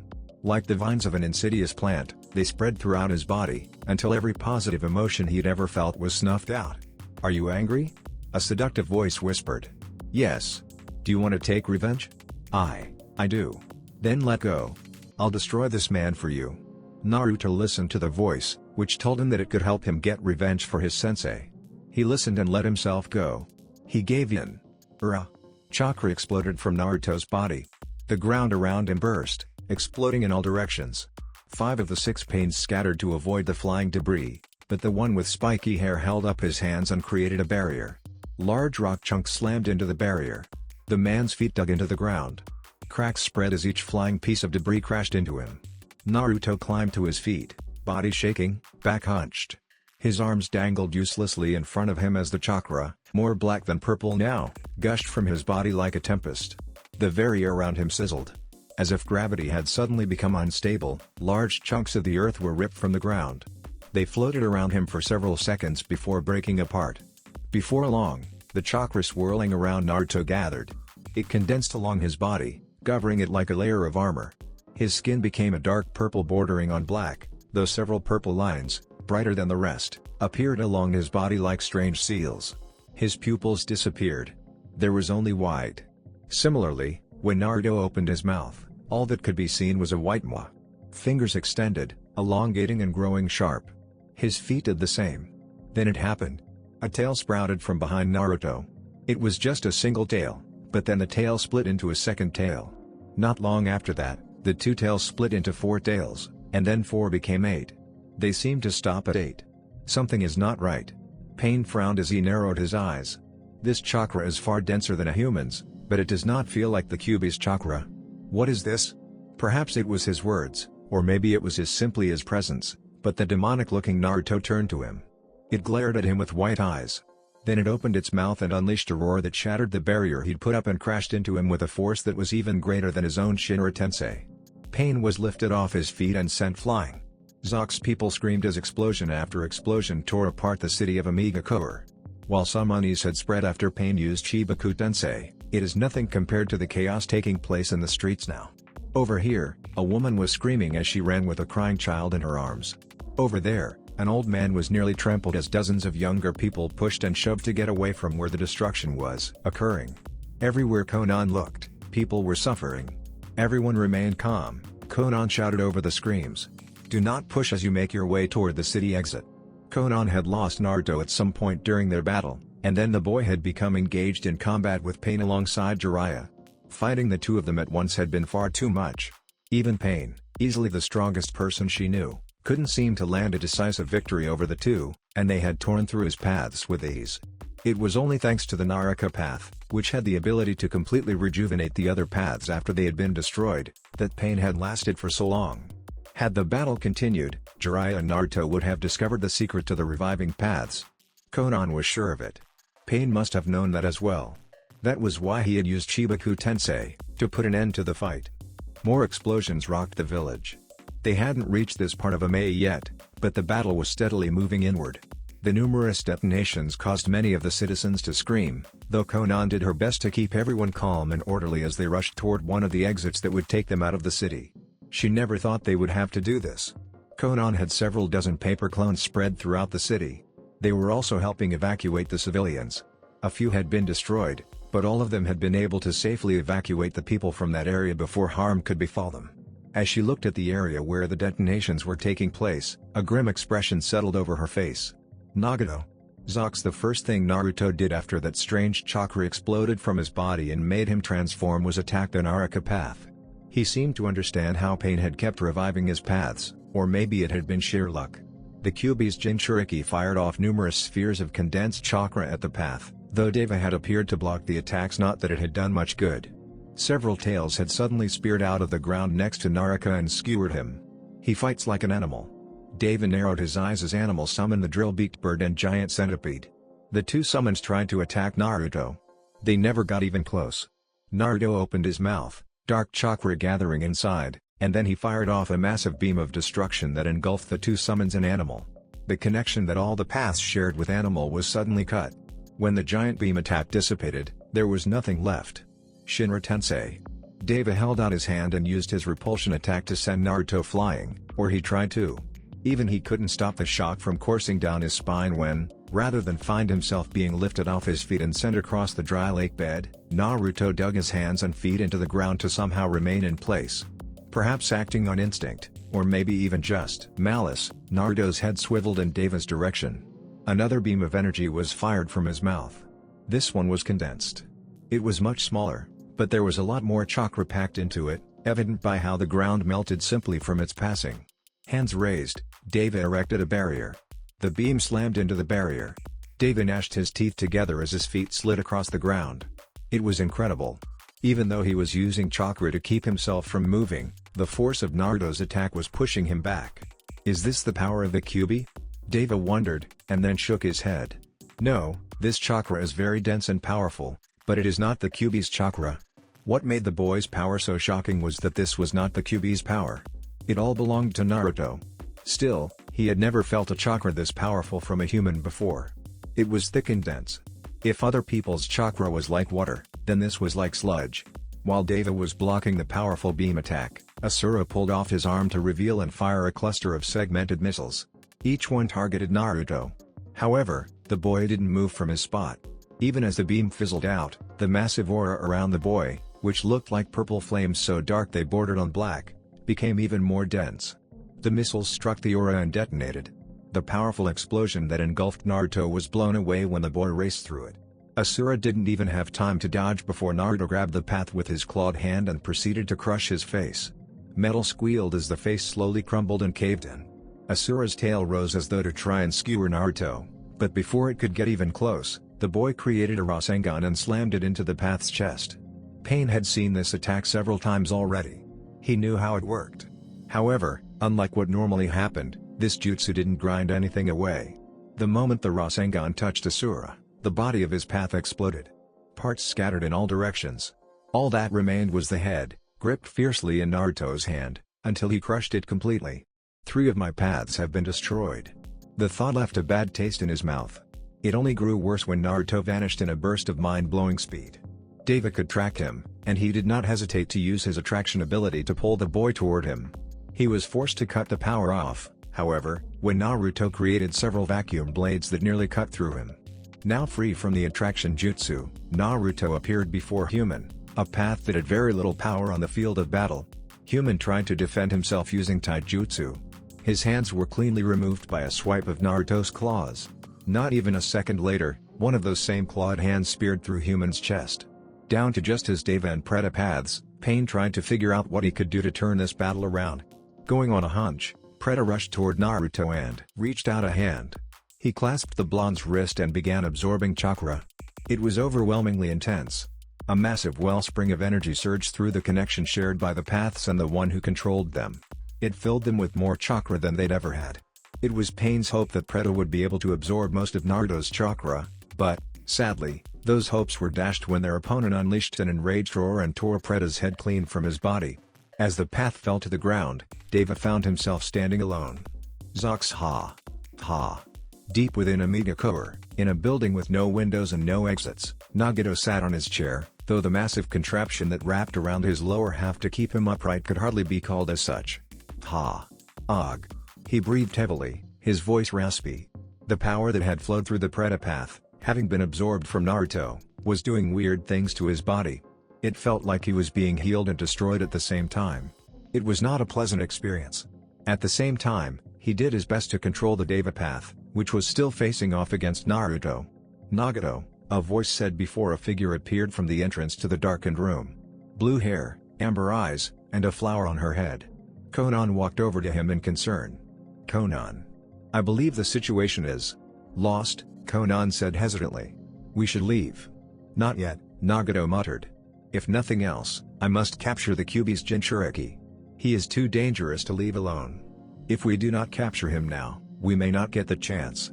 Even lost as he was in the darkness, Nagato could still tell when Konan was agitated. Her face clearly said that she wanted to convince him to leave, that she wanted to force him to abandon this place, but that same face, filled with resignation, also said she knew that wouldn't happen. After a second, the conflicted expression disappeared. The woman walked over and stood beside him. You should probably leave, Nagato said. I am staying right here. Nagato knew better than to order her to leave. She almost always listened to what he said, but there were some things she wouldn't budge on. Have the people been evacuated? He asked. They have. Then I guess I should try to end this now. If the people had been evacuated, then it meant he could fight without restraint. Namikaze would be destroyed.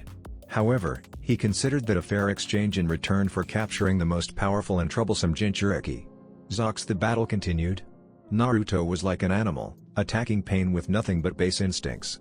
He charged at the final path, the Deva path, with little thought. Shinra Tensei. The repulsion jutsu slammed into Naruto. It halted him in his tracks. Naruto's face, which seemed oddly elastic, flattened as the beast-like Jinchuriki struggled to rush forward. He lifted one clawed foot, brought it down, and then lifted his other foot. Inch by inch he moved. Dave's eyes became narrowed slits as he put more chakra into his jutsu. Ha!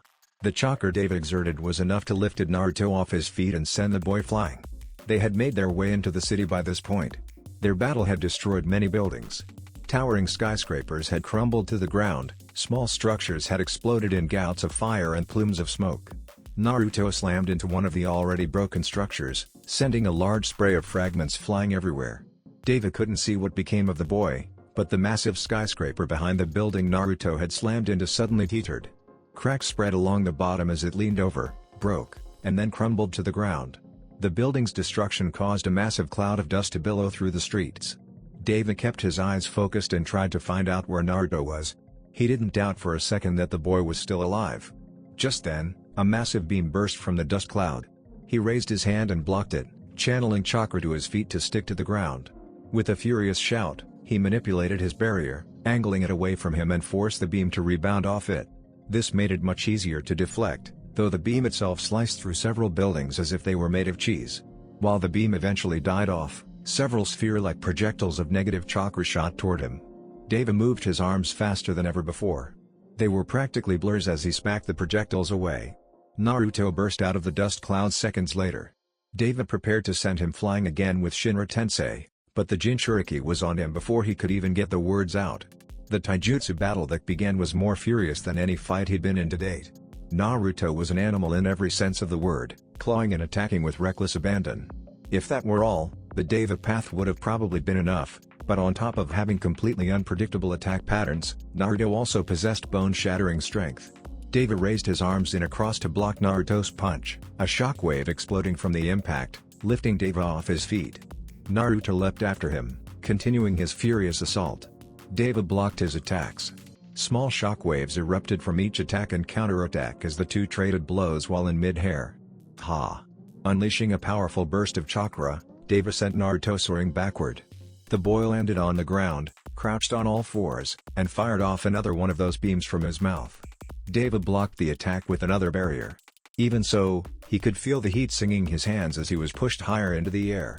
Holding out his hands toward Namikaze no Sato, Deva inhaled a deep breath and channeled far more chakra than normal for his next jutsu. Shinra Tensei. The attack struck Naruto dead on. This jutsu, which allowed him the ability to manipulate repulsive force, Sekira Yoku, acted like a giant hammer slamming into the earth. Naruto was crushed beneath the attack, which quickly spread further. Buildings were pushed away before shattering into so many fragments as a massive crater about 50 meters wide formed in the village of Namikaze no Sato.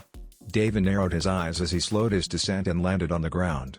Standing at the lip of the crater, he surveyed the destruction he had wrought, though his eyes slowly focused on the writhing mass of purple chakra buried underneath tons of rubble. As though affected by gravity, his lips slowly morphed into a frown. Naruto's chakra had not diminished in the least. Not only had it not diminished, but it seemed to be growing more powerful with each passing second. What made it even more unbelievable was that this didn't seem to be Kyuubi's chakra at all.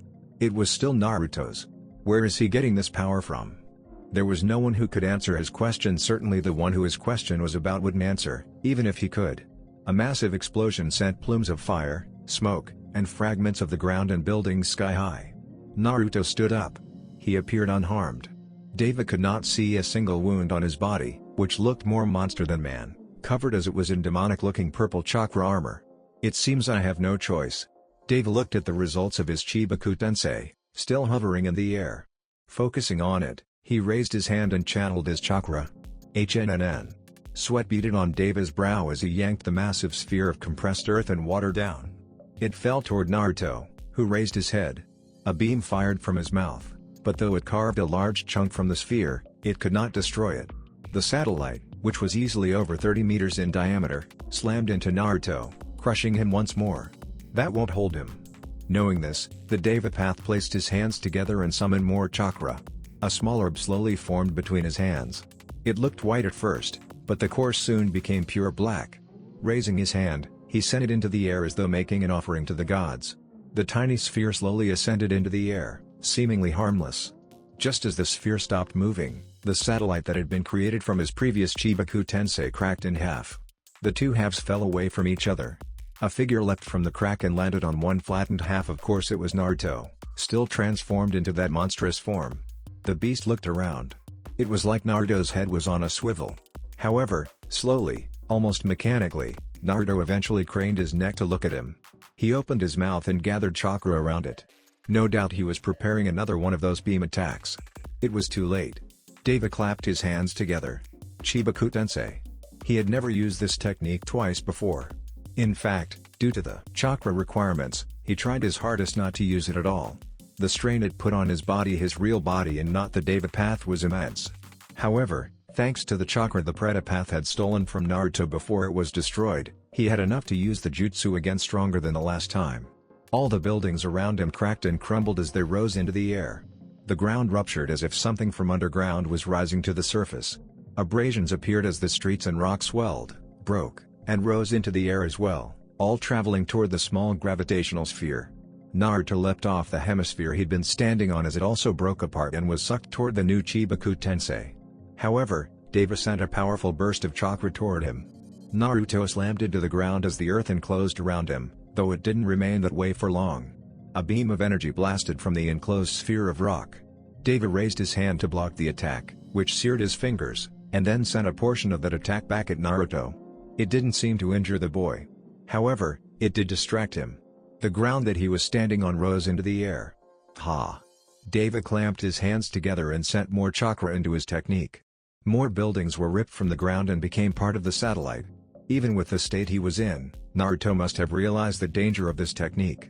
Beams struck the satellite, destroying large portions, but Deva merely summoned more chakra, pulling more and more of the ground from the earth and using it to repair the satellite. Soon, Naruto slammed into the satellite's surface, and then Deva decided to finish it. HHHNNNGGGG ha! Before Naruto even had a chance to lift his hand, Deva applied so much chakra that the pieces of debris floating through the air shot forward like kunai and slammed into him. Over and over. More and more. Deva forced the satellite to compress further, to become more dense, then sent more debris into it and compressed it again. He did this several times. Finally, with one last application of chakra, the jutsu was complete. A satellite 3 times larger than the one that had defeated Jiraiya now floated in the air. Zox, the underground bunker that housed Nagato and Konan, was now visible. The Chibaku Tensei had ripped most of the ground around them apart. The building they'd been underneath was no more. Konan stood before the gaping chasm that allowed her a glimpse at the world outside, staring in shock at the massive satellite floating above the now destroyed village.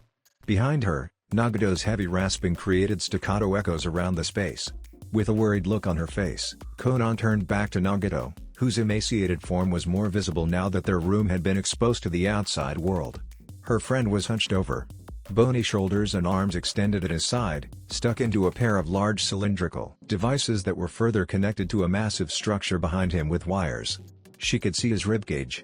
The stark shadows cast over his body revealed all of his deformities and nearly skeletal appearance. Nagato had never looked more pained than he did now. His face was lined with exhaustion. Bags hung under his eyes. The strain from using Chibaku Tensei must have physically damaged his brain because blood was running from his nose. "Why did you push yourself to make it that large?" she asked. "That boy is far stronger than Jiraiya-sensei." Nagato took several deep breaths. "Even without the Kyuubi's chakra, he is far more powerful than anyone I have ever faced. A normal Chibaku Tensei would have never worked." Grunting, Nagato lifted his head and gazed at the satellite visible through the gaping hole in the ground. "The Rikadu Sennin was said to have created the moon," he said without humor. "This is nothing compared to that." He looked back down. "Regardless. With this, I have now captured the Kyuubi." However, as if seeking to prove him wrong, an explosion suddenly echoed all around them. Nagato and Konan looked up as red flames became visible through the cracks in the Chibaku Tensei. More explosions rang out. Plumes of fire from inside of the satellite blasted chunk after chunk away. Several limbs speared through the satellite. They were tails. However, they were not physical tails. They were merely constructs made of condensed chakra. The tails were soon followed by a set of hands, which clawed apart the rocks and building fragments, allowing a figure to emerge. It was Naruto. Though he retained his bipedal form, he still looked nothing like a human. His hair had become a dark red, the color of blood. It hung around his head like a thick mane. His eyes were still pure white with no pupils, and when he opened his mouth to release a beam that struck the ruins of Namikaze, the inside was also white. Observing all this from inside Nagato's room, Conan's eyes widened. I never imagined he would be this powerful. Nagato stared at the emerging Naruto as he clawed his way out. I have no idea how a human can be like this, nor what that form of his is. The tail seemed to represent the Kyuubi, but I can feel none of the Kyuubi's chakra being used. Conan whirled around to face Nagato. What are we going to do? I do not know. For the first time, Nagato expressed uncertainty. I never imagined that I would be forced to expend this much chakra.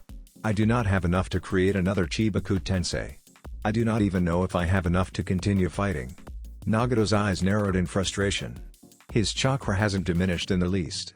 Conan heard those words and stumbled back as though struck by fear. Her horrified gaze turned back to Naruto. What kind of monster is he? I do not know. Nagato had no idea what he was going to do, but it wasn't like he could just give up either. He had a bit of chakra left. Maybe he could somehow pull off a miracle and defeat this creature. As he was preparing to begin the battle once again, a soft glow caught his attention. He looked down to find the skin around his collarbone glowing. With a frown, he continued watching as the glow slowly condensed and gained shape. It became a necklace? It was an innocuous-looking necklace made out of a simple gemstone that glittered in the light. He'd never seen anything like this. Where had it come from? What was it doing around his neck? A loud roar shattered his concentration. He looked up, expecting an attack, but what he found was far different, and far more confusing. Naruto was clutching his head as he knelt on the surface of the Chibaku Tensei satellite. His mouth was split open to unleash a scream filled with rage and pain, a tortured scream that seemed to encompass humanity's most negative emotions. However, beyond the anger, beyond the pain, another emotion seemed to resound from the scream, an emotion that resonated with Nagato and caused him to unconsciously clench the necklace that had suddenly appeared around his neck. What is going on? Conan wondered out loud. However, Nagato didn't answer her as he continued to look at Naruto, who seemed almost like he was in a fight with himself.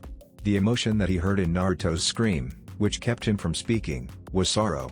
Naruto recognized the street he was standing on, the buildings on either side, the tower several hundred meters away, and the massive monument looming over everything behind it.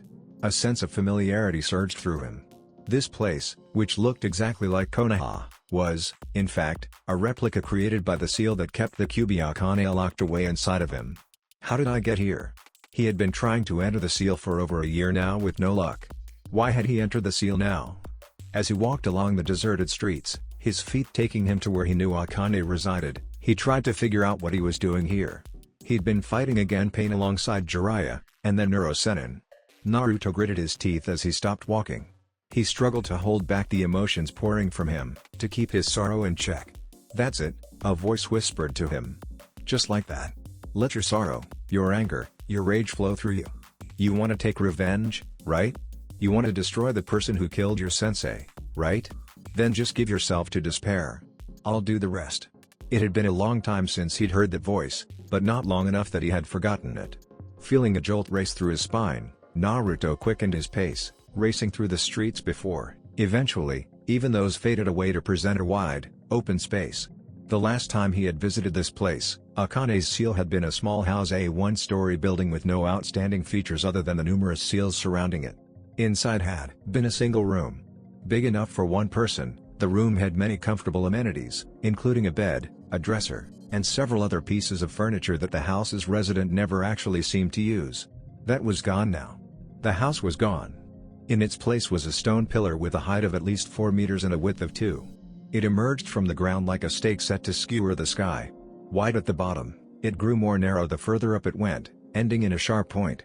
What's more, there were numerous seals scribbled onto the rock's surface, and in the center of those seals was Akane. Tied to the pillar with dozens of chains, Akane's body hung limply, her feet dangling, toes canted. Her arms had been wrapped above her head. One set of chains wrapped around her beasts as if the person who'd tied her up was a pervert. At the sound of his voice, Akane lifted her head up. Her eyes widened slightly as she locked onto him. Naruto ran toward her, but she shouted at him. "Don't come any closer. It's a trap." "What?" Naruto had barely spoken those words when something slammed into his stomach with enough force that he was lifted off the ground. All of the oxygen was violently expelled from his lungs as he flew through the air. He struck the ground seconds later and nearly swallowed his tongue. Struggling to get to his feet, Naruto looked up as several mocking claps rang out. "I'm impressed. Despite having barely any forewarning, you managed to mitigate the damage my punch would have given you at the last moment by traveling with the hit. You've become even more skilled as a ninja, but then again, so have I." Naruto did not recognize the man standing above him. Spiky red hair traveled down his back like mane. The dark red hair bordering on crimson somehow complemented the person's pale skin, which was white enough that it almost seemed translucent. He wore only a pair of pants, meaning his body, which was covered in strong but lithe muscles, was on display. His hands and feet were clawed. However, what captured Naruto's attention the most were his eyes. The area that would normally be white were black, and the pupils were a bloody crimson. "W2. What's this? You don't remember me?" The man placed a hand against his chest in feigned agony. "I'm hurt, brother. Has it really been so long that you'd forget about me?" Naruto recognized the voice, of course, but he couldn't match up the figure before him with the person the voice belonged to. His dark half. That person had looked like a carbon copy of Naruto. Save for their eyes and the other Naruto's feral appearance, the two of them had looked exactly the same. "You're my other half." "No way. Call me Yami," his dark half said. "I prefer that name to dark half. You and I might be two sides of the same coin, but we are most definitely not the same person, as you are about to witness." As Naruto stood on shaking legs, Yami made several hand seals, finishing on the bird seal. The moment he did that, the seals on the pillars started glowing. At the same time, Akane screamed in agony and writhed within the chains. "What are you doing? Stop that! Ha ha ha! Why should I stop? This bitch is only getting what she deserves." Akane continued to scream and struggle. Naruto tried to rush over to her, but several chains sprouted from the ground and wrapped around his arms and legs. Ah! I can't have you going to her. That would mess up my plans. Just wait there for a minute. This will be finished shortly." Unable to do anything, all Naruto could do was watch as Akane's screams echoed around them, as the woman writhed in pain, as her body shook and strained against the bindings. Red chakra leaked from her body. Like a streamer drifting in the wind, the chakra drifted over to Yami, entering his body and engulfing him in bright red flames. As he watched, Naruto noticed that Akane no longer had 9 tails. She had 8. Even as he looked, the 8th tail disappeared. "I see. That seal must be absorbing her power. He's stealing her power." Naruto didn't know how that was possible, though he had some theories. Right then, however, Naruto had no intention of trying to determine whether those theories were correct. His other half, Yami, had clearly become a dangerous individual. "Ah! I feel so much better now," Yami muttered as he felt the power flow through him. Clenching and unclenching his hands, Yami stared at them for several seconds, as though marveling at his newfound power, before he finally looked at Naruto. "And now that I'm feeling good, let's enjoy our time together, brother." Naruto wasn't given a chance to say anything as Yami suddenly appeared before him. Stars exploded in his vision as something powerful struck the underside of his chin. His feet left the ground. The chains wrapped around him all shattered as though they were made of brittle twigs. Flying through the air, Naruto did his best to rotate his body so he would land on his feet, but he still tumbled along the ground for several meters before landing in a crouch. He looked up to try and spot Yami. However, he was unable to see the man. There was nothing in front of him. Frowning, he looked left, and then right. Still nothing. Yami had all but disappeared, which meant, acting on instinct, Naruto rolled forward across the ground. A loud crash echoed behind him. Landing on his feet, Naruto turned around to see that the area he'd been standing on had become a small crater. Yami retracted his foot from the crater and looked up at Naruto. "Your instincts are pretty sharp, I'll give you that. However, it's hopeless. There's no way you can keep up with me." As if to emphasize his point, Yami suddenly vanished before Naruto's eyes. Even though he had no idea where his opponent would strike next, he knew that he needed to react, so he leapt out of the way. He was just in time. Barely a second had passed before the area was destroyed. Yami had fallen from the sky and slammed into the ground with the fury of a hurricane. "You really do have some sharp instincts," Yami complimented as he stood up. "It's too bad those won't save you." What soon began was a game of intense cat and mouse. Yami would disappear and attack Naruto, who did his best to defend against the onslaught of incredibly fast and agile attacks. Each attack barely missed. Naruto could feel Yami's punches, or rather, he could feel the displaced air that was pushing against him every time Yami threw a punch. Several of his attacks were so sharp they cut Naruto's cheek as they passed. Naruto was unable to counterattack Yami, who relentlessly attacked over and over at speeds he could barely follow. In their previous battle, he and Yami were almost even in terms of ability. However, with Akane's power fueling his strength, Yami was currently in a league of his own. Naruto avoided a leg sweep by shuffling backward. However, he was shocked when Yami raised himself into a handstand and launched a powerful mule kick. Nothing seemed to happen at first. Then, without warning, an invisible wall slammed into Naruto, who was unable to do anything as he was thrown across the ground. Lying on his back, Naruto tried to stand up, but before he could even so much as sit, a foot slammed into his chest and pinned him to the ground. Despite this, Naruto still tried to remove the foot. However, when the heel ground into him, digging into his flesh, he could do nothing except throw his head back and scream. "This is pathetic," Yami mumbled. "To think you had been giving me so much trouble for such a long time. Well, now that I have all of Akane's power, you're nothing more than a nuisance. I hope you've enjoyed the time you spent on the outside because now it's my turn. I might not be able to kill you, but I'm going to lock you away into the deepest, darkest recesses of our mind just like you did to me." Naruto groaned as he tried to move. He grabbed at the foot pinning him to the ground, but it wouldn't budge. Is this it? Gritting his teeth as he struggled to get up, Naruto wondered if this was the end. Am I really going to disappear here? Naruto didn't want that. He had far too much that he needed to accomplish. There was still so much that he hadn't seen. I don't want to vanish here. I can't. Velp, it's been fun, brother, Yami said with a grin, but I'm gonna have to ask you to disappear now. Naruto gnashed his teeth together as the helplessness of his situation sank in. He really couldn't do anything. This man, this Yami, was far too powerful for him to confront alone and defeat. With Akane's chakra combined with his own, he made for an incredibly powerful opponent. Yami raised a clawed hand as though getting ready to impale him. Naruto bared his teeth as he glared at his other half. That's a good look for you. Now, goodbye, Naruto. Oof. Naruto could do nothing but blink as a foot suddenly slammed into Yami's face. The other boy's cheeks seemed to cave in for a second as the foot pounded him, but then he was lifted off his feet, spinning around like a top before slamming into the ground. "Get your hands off my Naruto," a female voice said. Gasping as the pain from having a foot digging into his ribs was removed, Naruto sat up, groaning, and looked toward the source of the voice. A woman stood before him. Her long red hair swayed gently in an unseen breeze.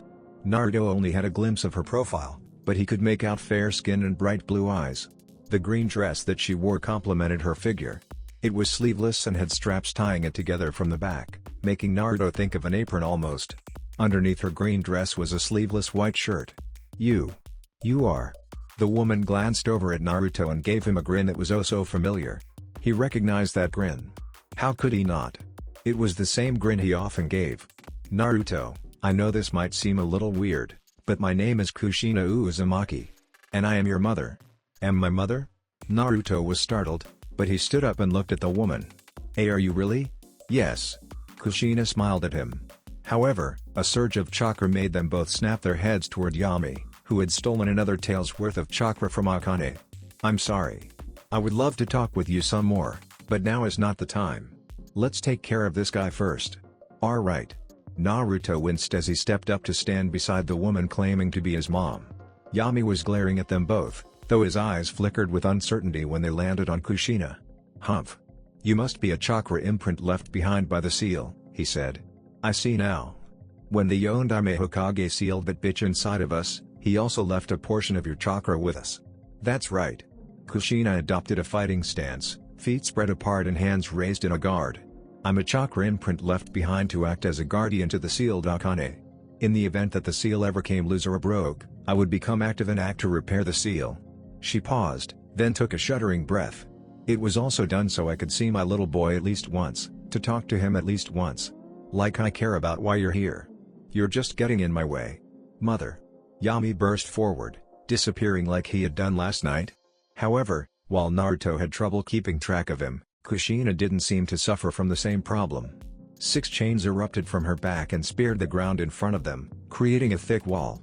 Yami reappeared as he slammed into the wall of chains, bouncing off them and tumbling to the ground. "Come on, Naruto. I'm right behind you." The chains retracted as Naruto and Kushina rushed forward. Yami stood to his feet and prepared to attack them both, but Kushina was in his face before he could. A taijutsu battle began as the two traded numerous punches and kicks, each attack sending shockwaves across the seal. The two seemed evenly matched. Kushina was more than capable of blocking Yami's attacks, and she dished out just as much punishment as she gave. Naruto was in awe. However, he didn't want her to be the only one working. Rasengan. Naruto moved in from the side and tried to plunge a Rasengan into Yami's ribs. It didn't work as planned. Yami leapt away from his attack and stuck out his foot to trip Naruto. However, just before his legs could hit Yami's outstretched foot, Kushina's chains wrapped around Yami's arm and pulled him forward, forcing him to retract his foot and ground himself. Spinning around, Naruto kept his Rasengan maintained and slammed it into Yami's stomach, thrusting his jutsu as far into his dark half as he could. Yami screamed as he was lifted off the ground. Unable to right himself, he struck the floor and rolled for several meters. That hardly ended the battle, though. It seemed Yami's durability had grown along with his power and chakra. With a ferocious roar, he slammed his hands onto the ground. The earth split. Naruto had never seen anything quite like it. It was as if the ground was swelling like a tidal wave. He and Kushina leapt out of the way, but they had to split up, and Yami used their sudden separation to attack Naruto. Hike. Bone-shattering pain flared in his arms as he tried to block Yami's punch. He skidded across the ground as steam wafted from his damaged arms, which were throbbing with a dull pain.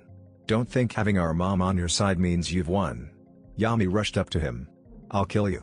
I will kill you. Not on my watch, you won't." Before Yami could get within 2 meters of Naruto, several chains wrapped around his arm and yanked him back. Yami stumbled as his left arm became stretched. Seeing this as an opportunity, Naruto created a Rasengan as he darted forward. The Rasengan soon increased in size, until it was about twice the size of Naruto's head. Lifting it over his head, he bore down on Yami and slammed his jutsu right on his other half's head. Udama Rasengan. Leaping back as the massive explosion engulfed Yami, Naruto placed a hand on his still bruised ribs and waited on bated breath to see if his attack had injured his opponent. "Is that really all you've got?" Naruto felt a sense of dread crawl up his spine as the smoke cleared. Yami stood there, completely unharmed. Even his clothing looked fine. "I'm disappointed in you, brother. You really are weak. It would be better for both of us if I was the one in charge." As if to dispute his words, Kushina walked up to stand beside Naruto. Her glare was fierce as she stared at Yami with an expression like a mother who'd just seen her child do something disappointing. "Don't talk like you're any stronger than Naruto. The only reason you were able to withstand his attack is because you drained Akane of her power. That power isn't yours. That strength isn't yours. You're just leeching power off of Akane." "Shut up, woman," Yami snapped. "It might have been hers at one point, but it's my power now. Mine. I claimed it for my own." Kushina shook her head. "You deluded brat. It seems mom needs to give you a spanking. Then come and try it." Yami screamed, spittle flying from his mouth. "Fine, but don't say I didn't warn you." Kushina rolled up imaginary sleeves. "And don't start crying when I spank your ass so hard it becomes red." Naruto felt a sense of surrealism come over him as the woman claiming to be his mom talked about spanking his dark half. It was enough to make him wonder if all this wasn't a dream. "Hey, Naruto," Kushina whispered. "Despite my words, Yami is actually way stronger than I am. So here's the plan. I'm going to hold him down, and then I want you to finish him off." "How can I do that?" asked Naruto. "You saw what happened when I attacked him with that Tadama Rasengan. I didn't even scratch him." "True, but that's only because you haven't used your full power." Kushina looked at him from the corner of her eye. "Don't you have an ability that lets you maximize the amount of chakra you can use? Use that. I'll give you enough time to transform and charge up a powerful attack." Before Naruto could even say something, Kushina darted forward and engaged Yami in another round of taijutsu combat. Of course, it wasn't just taijutsu that was used. Yami seemed to have grown impatient, and so he'd begun using some really destructive jutsu. The ground was sliced to ribbons as he generated vacuum blades, the earth shook as his wind attacks demolished the ground, craters and pockmarks began appearing with regular frequency. Throughout it all, Kushina wove around and dodged the attacks as she fought back with a combination of seals and her chakra chains. Naruto understood what Kushina wanted from him. Her words came back. She wanted him to use his yokai form to defeat Yami. Taking a deep breath, he shunted the pain aside and tried to focus, to reach deep inside of himself, where his power was safely locked away. He closed his eyes and blocked out the sounds of battle. Delving deep into his psyche, Naruto reached the spot where his power was stored. The sound of a key slowly turning echoed in his mind as Naruto unlocked his power. He could feel it rush through him. His fatigue faded, the damage done to him by Yami healed, and his mind became clear. Were he to look in a mirror, Naruto knew he'd see someone who no longer looked fully human. A loud explosion made Naruto open his eyes. The battle between Kushina and Yami was heating up. Kushina fired water bullets that seemed like a normal jutsu at first, but when Yami destroyed them with chakra-infused fists, the water exploded and wrapped around him, quickly transforming into water chains. Before he could do anything, Kushina unleashed a wind technique similar to Naruto's Senpuken, which snapped Yami's head back. However, if that was all it took to defeat Yami, then they wouldn't have been having this problem to begin with. Yami broke the chains with sheer brute force. Then he unleashed a powerful wind jutsu that ravaged the ground. Kushina protected herself by creating a dome with her chains. When the jutsu ran its course, she then launched the chains at Yami, who destroyed them with vacuum blades. "You old hag. Don't think I'm going to let you defeat me. An old hag, am I? I'll show you not to disrespect your mother, you brat." Several droplets of sweat trailed down Naruto's face as he listened to the insults the two were hurling at each other. However, he knew not to let himself get distracted. Slapping his cheeks, Naruto put his game face on and raced across the ground. Kushina saw him coming and quickly launched more chains at Yami. They were destroyed easily. However, several more chains sprang from the ground and wrapped around the boy. He tried to break him, but then numerous seals lit up on the chains. "Ha!" Kushina barked as she pointed at Yami. "How do you like that? You see those seals? They were specifically designed to seal away the Kyuubi's power, and since you're using the Kyuubi's chakra, all that power you felt so proud of is useless. What the you fucking hag? Release me." "Fuck no. Do it now, Naruto." "Right." Naruto created a shadow clone, and then had it help him create a Rasen Shuriken. The familiar bell-like screech filled the air as Naruto raced forward. The clone dispelled. Holding the Rasen Shuriken aloft, Naruto closed the distance between him and Yami before slamming his jutsu into his other half. "Damn you! Damn you both!" Yami's enraged and agonized scream echoed over the howling wind as Naruto's technique exploded against him. "Don't think this is the end. I will defeat you. I will not let myself disappear again." The dome of white wind chakra expanded as Naruto and Kushina stood there. Naruto held his now damaged arm, which slowly healed thanks to his yokai form. He tested his hand and wrist to make sure it worked properly, then turned to Kushina. "Mom. Naruto was unable to continue as Kushina hugged him. "I'm so glad I was able to see you."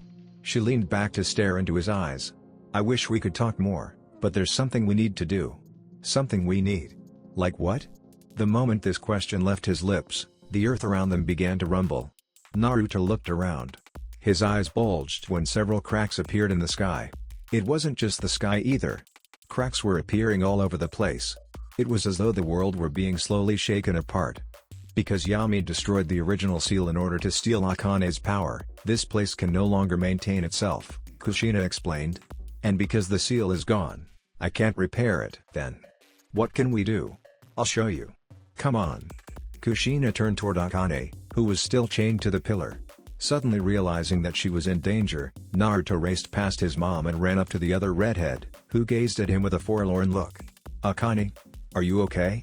Why do you care?" she asked, and though her words were belligerent, her tone was filled with sadness. "What are you talking about? Of course I care. Do you know how long I've been trying to speak with you?" Akane bit her lip and nodded. Then she looked away. Naruto would have asked what was wrong, but Kushina had walked up by this point. "You two can talk about your lover's spat later," she said. "Right now, we need to remove the seal binding Akane to this pillar. It's draining her chakra.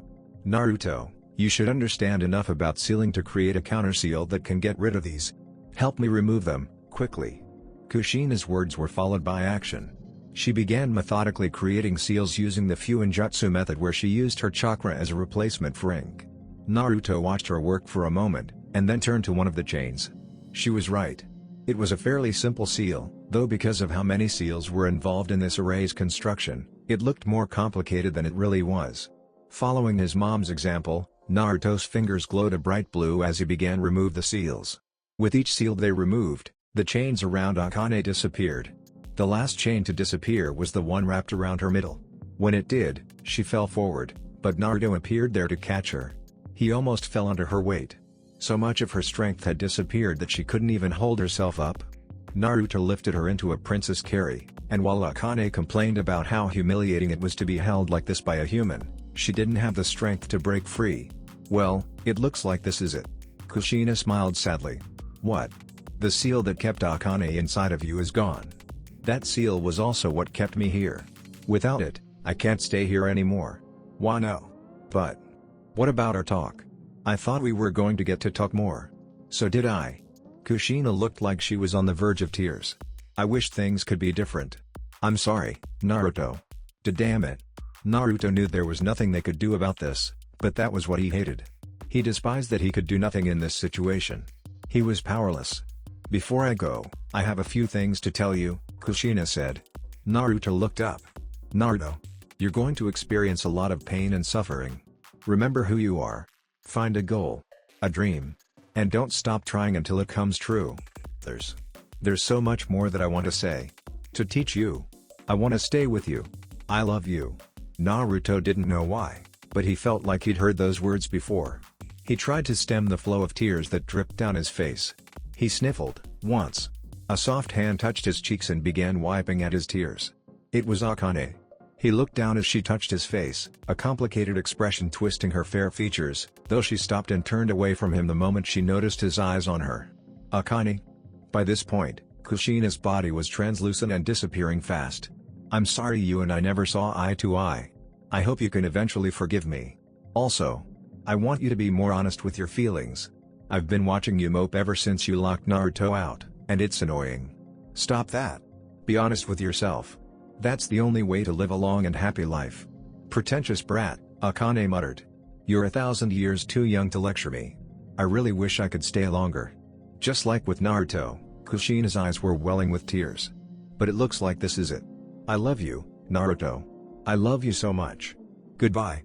A loud cracking sound like shattering glass echoed all around them as the seal completely broke down. Kushina disappeared seconds later. Then Naruto and Akane's world became engulfed in a blinding white light. Zox, there was no telling how much time had passed, how long he'd been stuck inside of that seal, but when Naruto came to, a scene of devastation presented itself before him.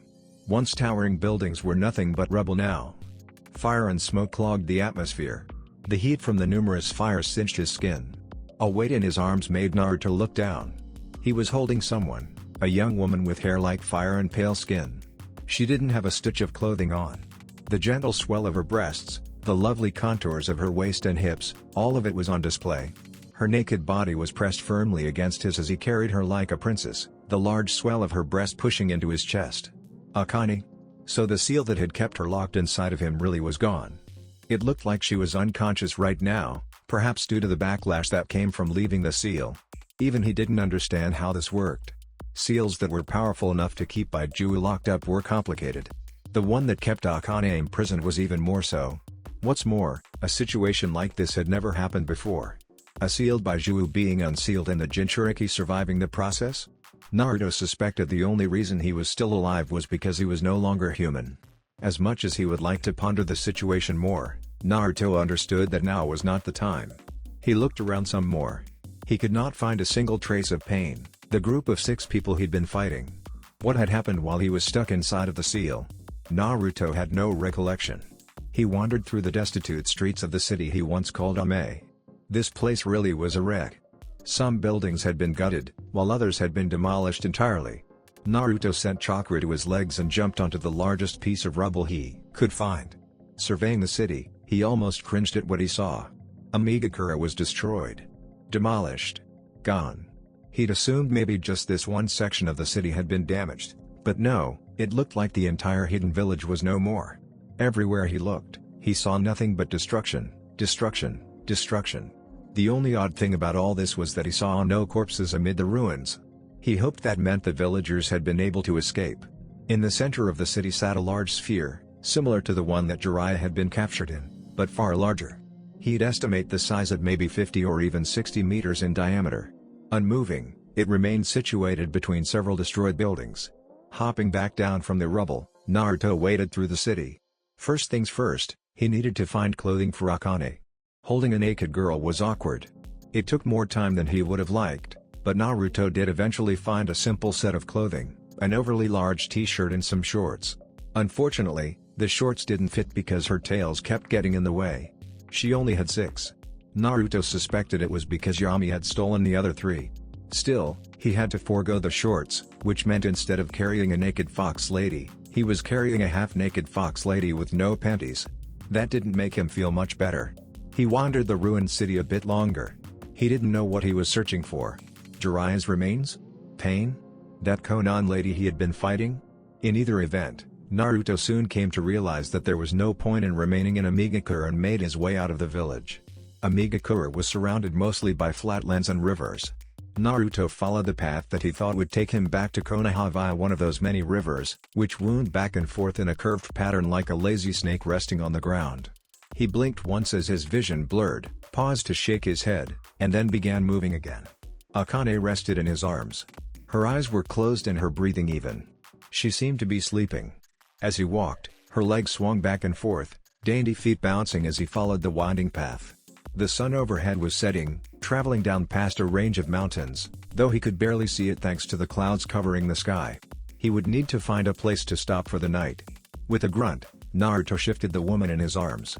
He soon found a mercifully dry spot of land. It was underneath the shade of a large rock that jutted from the ground. Setting Akane down so she was resting against the rock, he reached down for his ninja pouch only to grimace when he realized it wasn't there. His ninja pouch must have been destroyed or lost. That meant he had no supplies. Just great. Naruto sat down against the rock next to Akane, stretched out his legs, and looked up at the cloudy sky. He really hoped it didn't rain. He also hoped he hadn't jinxed himself by hoping it wouldn't rain. As he continued gazing at the sky, Naruto nearly jumped when something landed on his lap. He looked down. It was Akane. She must have fallen over. Her head was now resting on his lap as she took several deep breaths, shoulders moving with emotion. He frowned as he reached out and caressed her hair. It was soft.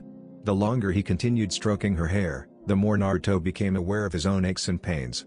His limbs were sore and stiff, his back felt like it had been repeatedly broken and healed, his mind was slowly dimming like a flickering light bulb on the verge of going out, and his heart ached as if it had been stabbed with a kunai. His head drooped as his mind dimmed even more. He stopped stroking Akane's hair as his arm became too heavy to move. He lifted his head up, but then it fell again as darkness encroached on his vision. Just before he lost consciousness, Naruto saw a pair of dark-skinned feet in shinobi sandals appear in front of him.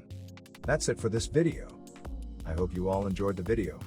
Don't forget to like the video, subscribe to the channel, and follow me on my other social media accounts. Anime God here, and I'm signing off.